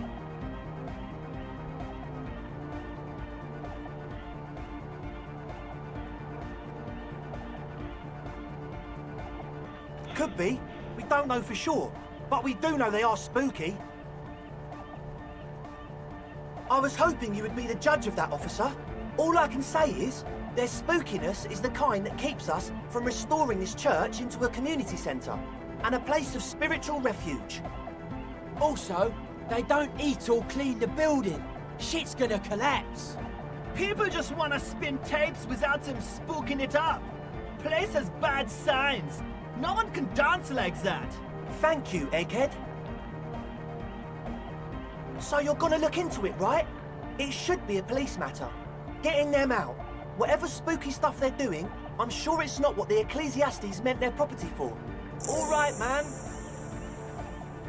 Andre's obviously very happy you took him seriously. The whole tent is.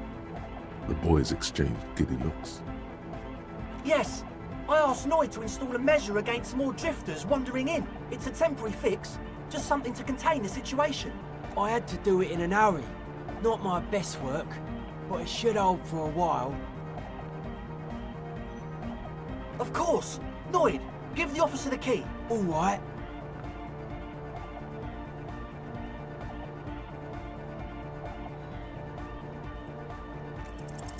It's as if time has frozen somehow. You think you can sense the key moving in the air. Yeah, this is going to be way cool. Blam! Straight in the eye. Straight in the old eye orb. In the looking ball. A stabbing pain. Tears stream uncontrollably from your right eye. Man, I'm super sorry. That was totally my bad. I got overexcited. Threw him too hard. I'm sorry. I really am sorry, man. Just take this, okay? Wow, looks like there's quite a lot there.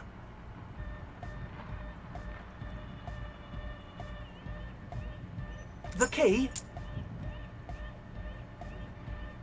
He is shifting in his spot, uncomfortably, still feeling sorry for the mishap. We were talking about the padlock, I think. Sure, man. Tell us what you want to know. Let's, as always, we'll be right here.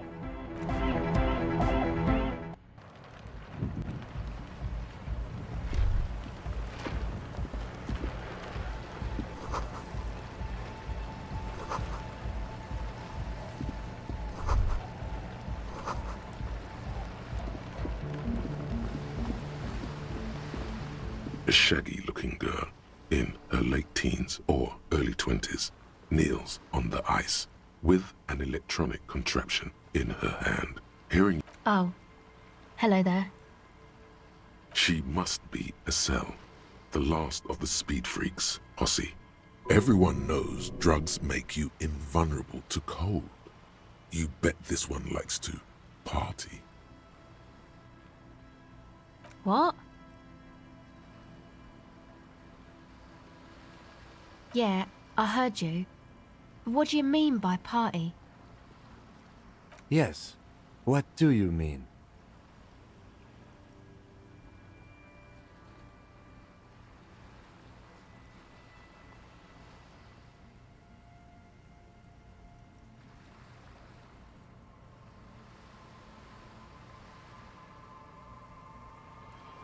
Thing is, I haven't said party.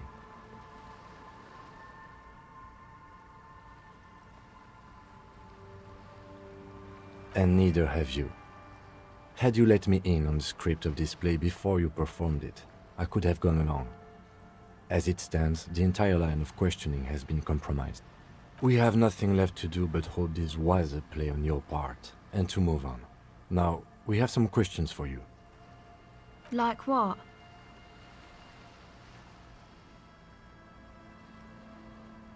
This is a portable recording device. It's for field recording. Low quality, but still. Actually, just one wire. I picked on it till the braiding came loose. The wire leads to a contact microphone. Okay.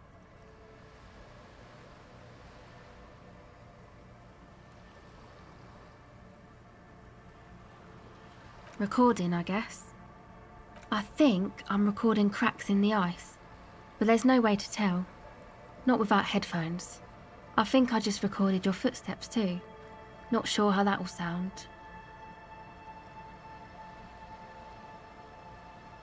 My boyfriend sold them. I don't know, man. Things.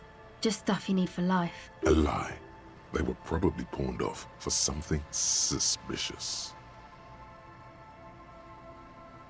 The musicians in the Elysium used them for making music. They looped the stuff, cutting the tapes together. They make music out of cracks in the ice and keys jangling. Crazy sounds like that. It's hard to explain. Anyway, I thought I'd make some too. It's supposed to be, like, a music place anyway. I don't really know what I'm doing. They use synthesizers too. I don't have a synthesizer. Take this, your call. No, man, fuck that, I'm cool. I'm sorry I said that. It's okay. Thanks.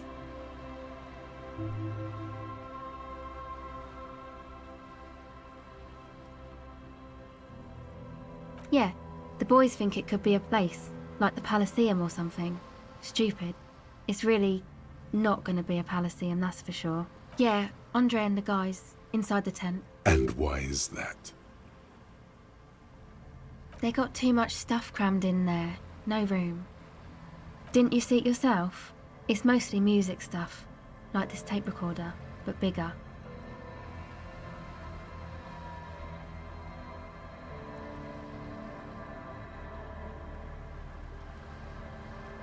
That stuff is more expensive than I am. More expensive than any of us, really. Doesn't matter. I can take the cold. Go ahead.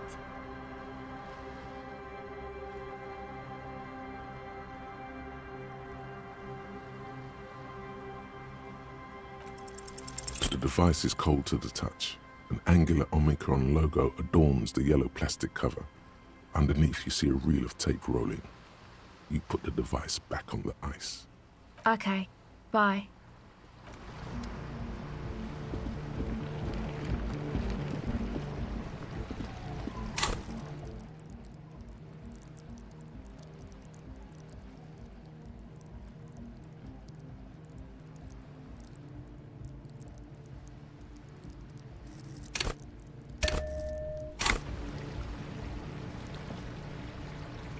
A pane of Eternite has been planted into the snow, too barely holding it up. It could fall over any minute. The pane falls into the icy snow with a soft thunk.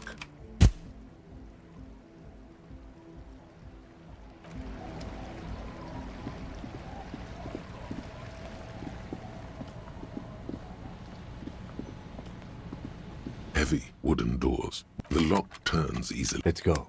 As you do, you hear the echo of the doomed commercial area, its black holes and dusty machines. Then the feeling passes. A great whoosh of air rushes into the dark innards of the church, as though rushing to fill a great vacuum. In the heart of the city,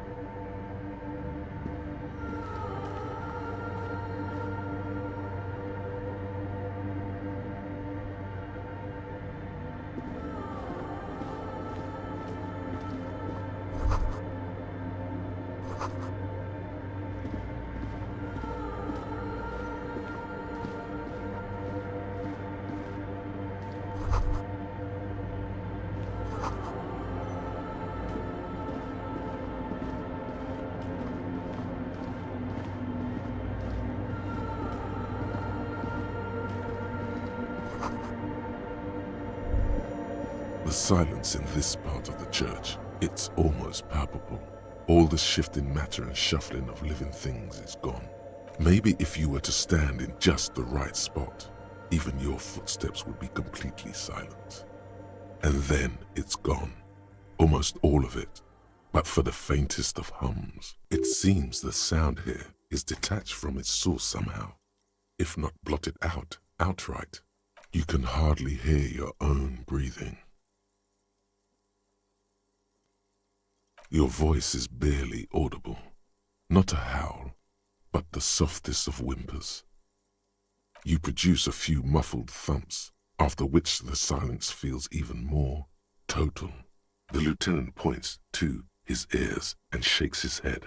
Then he leans closer. Can you hear anything?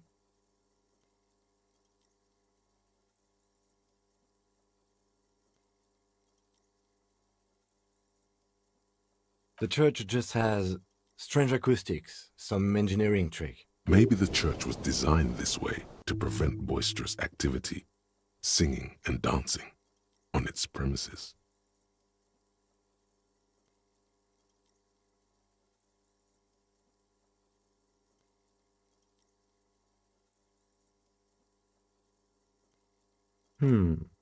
Could be. He doesn't seem entirely convinced, though. The orderly rows of ceiling panels become barely visible, then disappear completely in the darkness of the tower overhead.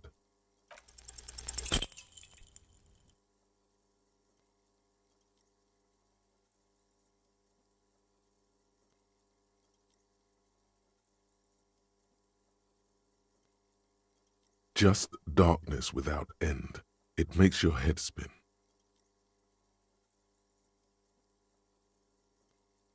There's nothing. You're dizzy and disoriented as you... Officer, what are you looking at?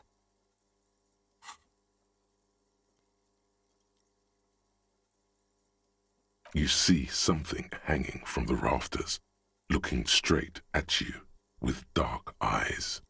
Maybe it's possible to talk to it.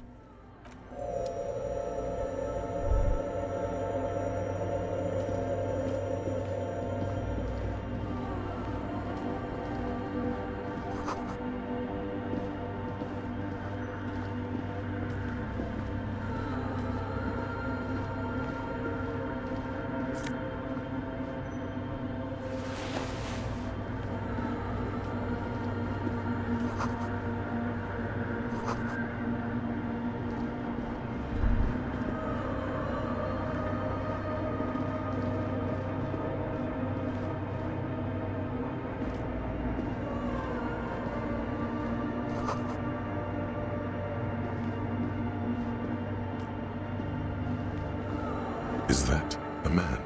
Looks more like part of the carpentry of the building came alive and is now studying you intently. The man leaned forward a little, fixing you with a steady, unreadable gaze. Habitual alcohol use has made you into a scared little pussy, Holmes. But don't worry, everything's gonna be alright. You come to the right place. That accent is Villalobos, a peninsula in Mesk and a district in Jamrock. There's a sizable contingent of Villalobos-speaking Mesks in Rivershore. I'm here to receive the mother's love. You can too, Holmes. And when you're ready, she will take your hand and lift you out of that despair at the bottom of... This man is obviously a habitual narcotics user. Do we really need to question him? I'm put off by this religious stuff, he thinks. And maybe the ceiling climbing, too. It's all very hard to square with the lieutenant's own view of reality. Hey, and what was that about the bottle again? You haven't even drank that much lately. Lay off it already. Shish.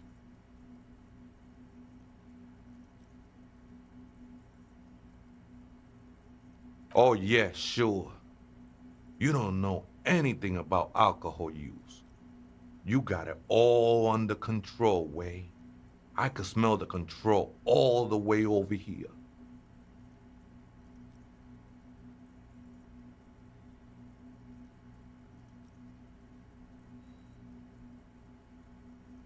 I know it's hard to admit that you got a problem. I was like you once. Couldn't take an honest look into my own heart and see I was in pain. You know, actually, since we're here, you may want to pay attention to what the ceiling climber is saying. Look at these crazies. What is this shit?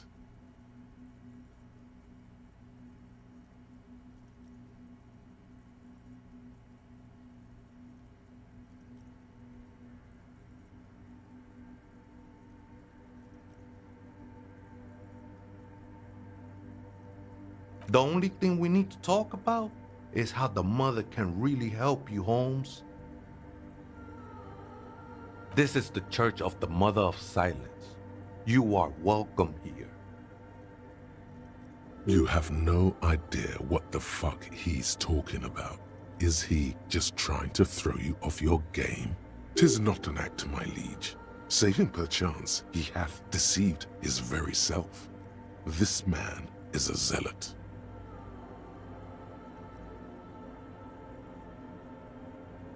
Other spooker? Oh, esa viejita es muy estudiosa. Viejita is grandma? You just have to wait until she comes back, or search through her radio computer. The ones in the tent outside, right? I see them. Think they scared of me.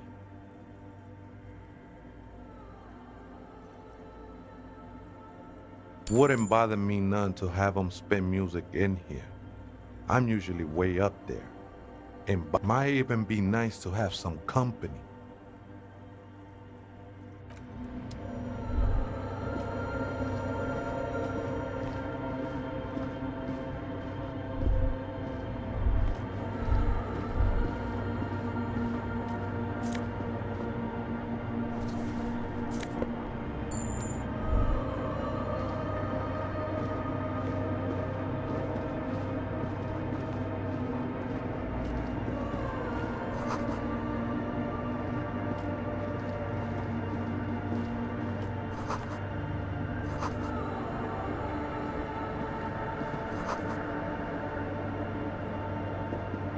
In white, silver, and apricot faience, the young mother of humanism stands above you. A crack runs across her body. She is impossibly tall, oval-faced and sad, a dark and radiant majesty. This is her innocence, Dolores Day. Cradled in her arms are a pair of glowing lungs, clearly visible from underneath her flowing dress. You should kneel. Your knees touch the floor. The floorboards are hard and cold. There you kneel among the snowdrifts, diffuse light falling on your hands, from beyond the glass. The world is silent, but for the creaks and cracks of the massive wooden structure behind you, it covers you from the wind outside. In the darkness, you sense her eyes on you, inspecting you with their multicolored glass, as if you're a bug under a microscope. The woman looks down at you kneeling. She towers among her followers, architects, laymen, courtiers. There is a sad smile on her lips and a glint in her green-blue eye of what? Compassion? Remorse? She acknowledges the passing of someone who is still alive. As that terrible word passes through your mind, the lieutenant draws an X-shaped cross from shoulder to shoulder. Your fingertips touch your chest 4 times. Then you rise from your knees into the apricot-colored light of the window. Above you, the woman still smiles her distant smile, sundered by the crack in the glass. The old woman in the village was right. This must be the DeLorean Church of Humanity in Martinez, or the small Pinewood Church in some records. It's a minor landmark, not easy to find. Most maps misplace it. It was built not long after Revachol's founding, 300 or so years ago, by first-generation settlers.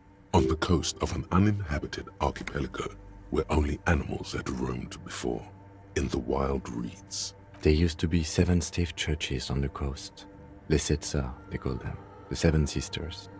Only one remains. The rest were burnt in the revolution or used for building materials. We should be respectful here, although the building appears to be deserted. I do not believe we'll find anything connected to the lynching here. Something else, perhaps? Respectful? Is the lieutenant a follower of DeLoreanism? Yes, we all are. Her name, body, and rule are synonymous with humanism. The laws we enforce are DeLorean in origin. The woman looks by in silence, smiling enigmatically.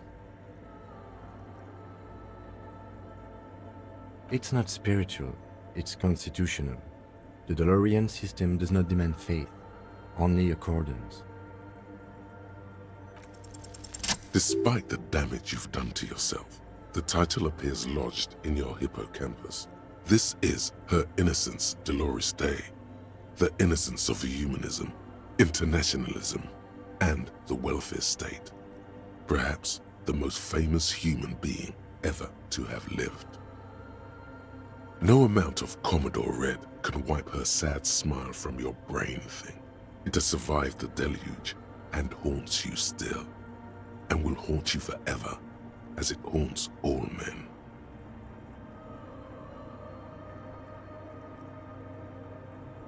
"300 years ago, in the wake of the discovery of this Isola, the Insulindian, by explorers from the continent of Muindi, she is, among other things, the innocence of inter-isolary travel and the connected world. As did we all, the lands of the Mesp and the Occident, and even faraway Supra-Muindi, altogether 21 of the 40 mundial nations of the time, immediately accepted Innocentic rule, even before her crowning. In a city called Advesperaskit in Vesper Messina, her homeland, the name of the city means evening comes, but it happened on a winter's morning, with the canals frozen and slush falling out of the sky. She was dressed in a white and pearl dress on an emptied-out plaza with the crowd far away. Already, her Theriers, the secret servicemen of the Innocents, were worried about an assassination attempt.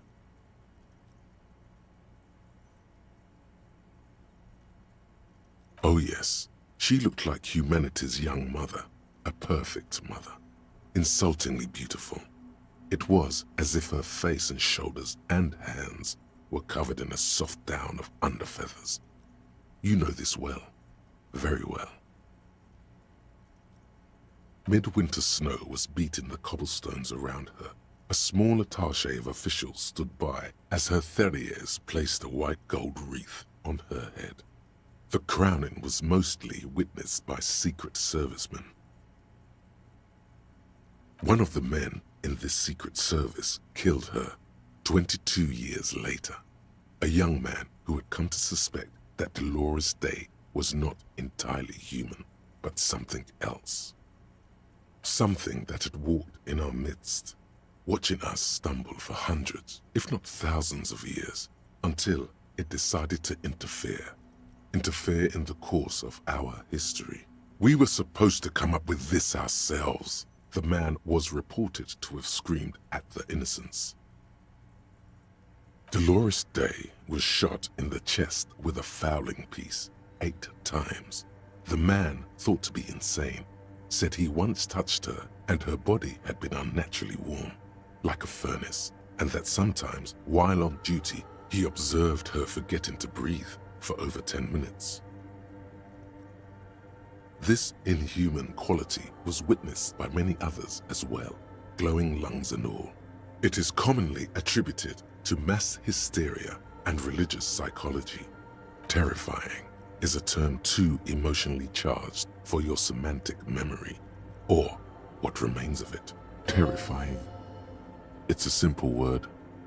She was bad for humanity, and you shouldn't have started thinking about her. You already do. Although she is often considered to be the greatest human being to ever live, there was something ominous about Dolores Day, constantly surrounded by her terriers. She was the most socially secluded and least self-aware of all the innocences. Some modern thinkers would consider her a war criminal for the campaigns she waged against the Mesk state. And then there were the resettlement programs. The Mesk state tried to detach itself from innocentic rule. Parts of the world were experiencing whiplash from accelerating into secularism. Her mandatory education programs and mass resettlement of upstream Marguerite were problematic as well. Dissenters were suppressed by a military force she called the Army of Humanity, suggesting those who fight against it are not part of humanity. She adored chess, yes, but also military war games. Dolores Day often holds a tiny tin soldier between her index finger and thumb in icons such as this. She was also blonde, the blondest woman you have ever seen, with green eyes the color of the Pacific, mare interregnum. Little is known of her Marchese husband. It's as if he vanished from history after completing his role, which was to introduce Dolores Day to court. In conclusion, yes, there is something lonely, paranoid, and even terrifying that people seldom mention, but feel when they think of her. This subtle terror is part of her iconography. Lieutenant Yefreiter, you've stood there for over 5 minutes. What are you thinking of, if I may ask?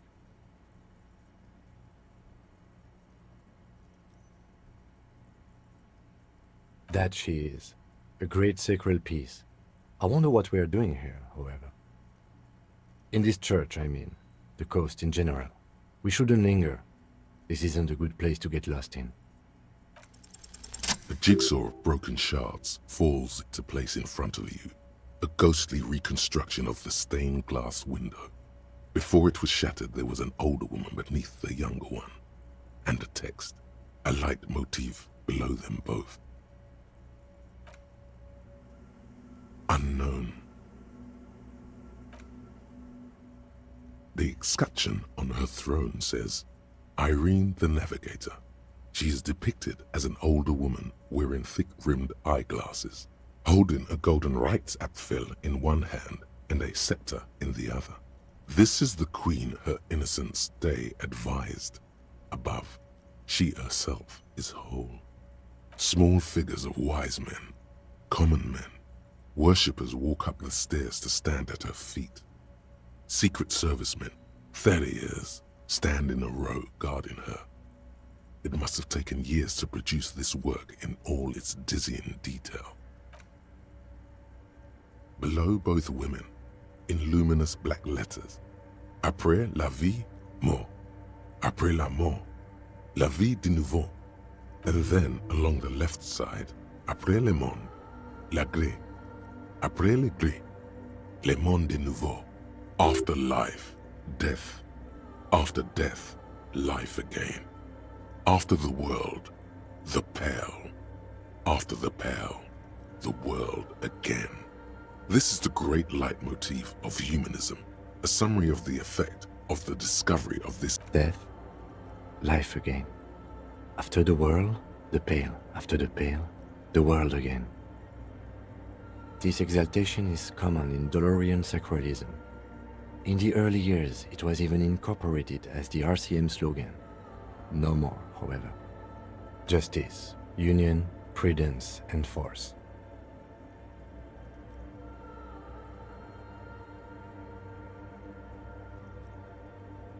You are brutal and done.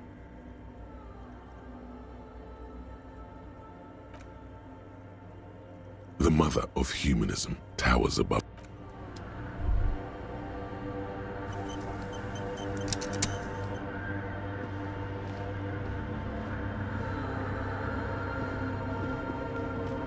A machine stands in the corner, watched over by the figures on the stained glass window. It's turned on and quivering with soft electricity. Another radio computer. And this time it's already turned on. These machines sometimes harbor traps, he thinks. Alarm systems and the like. Let's be careful. We should leave. I doubt this place bears any connection to the case. You see fluorescent play and print buttons on the keyboard.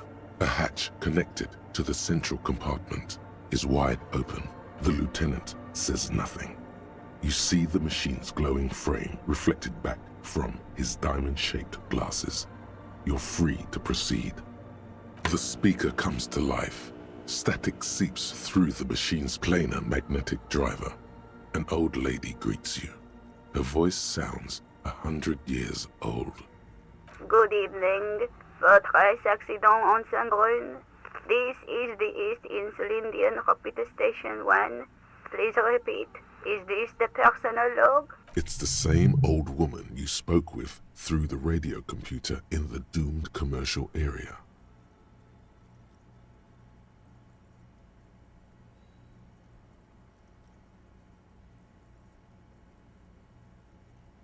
Please end the call and do that.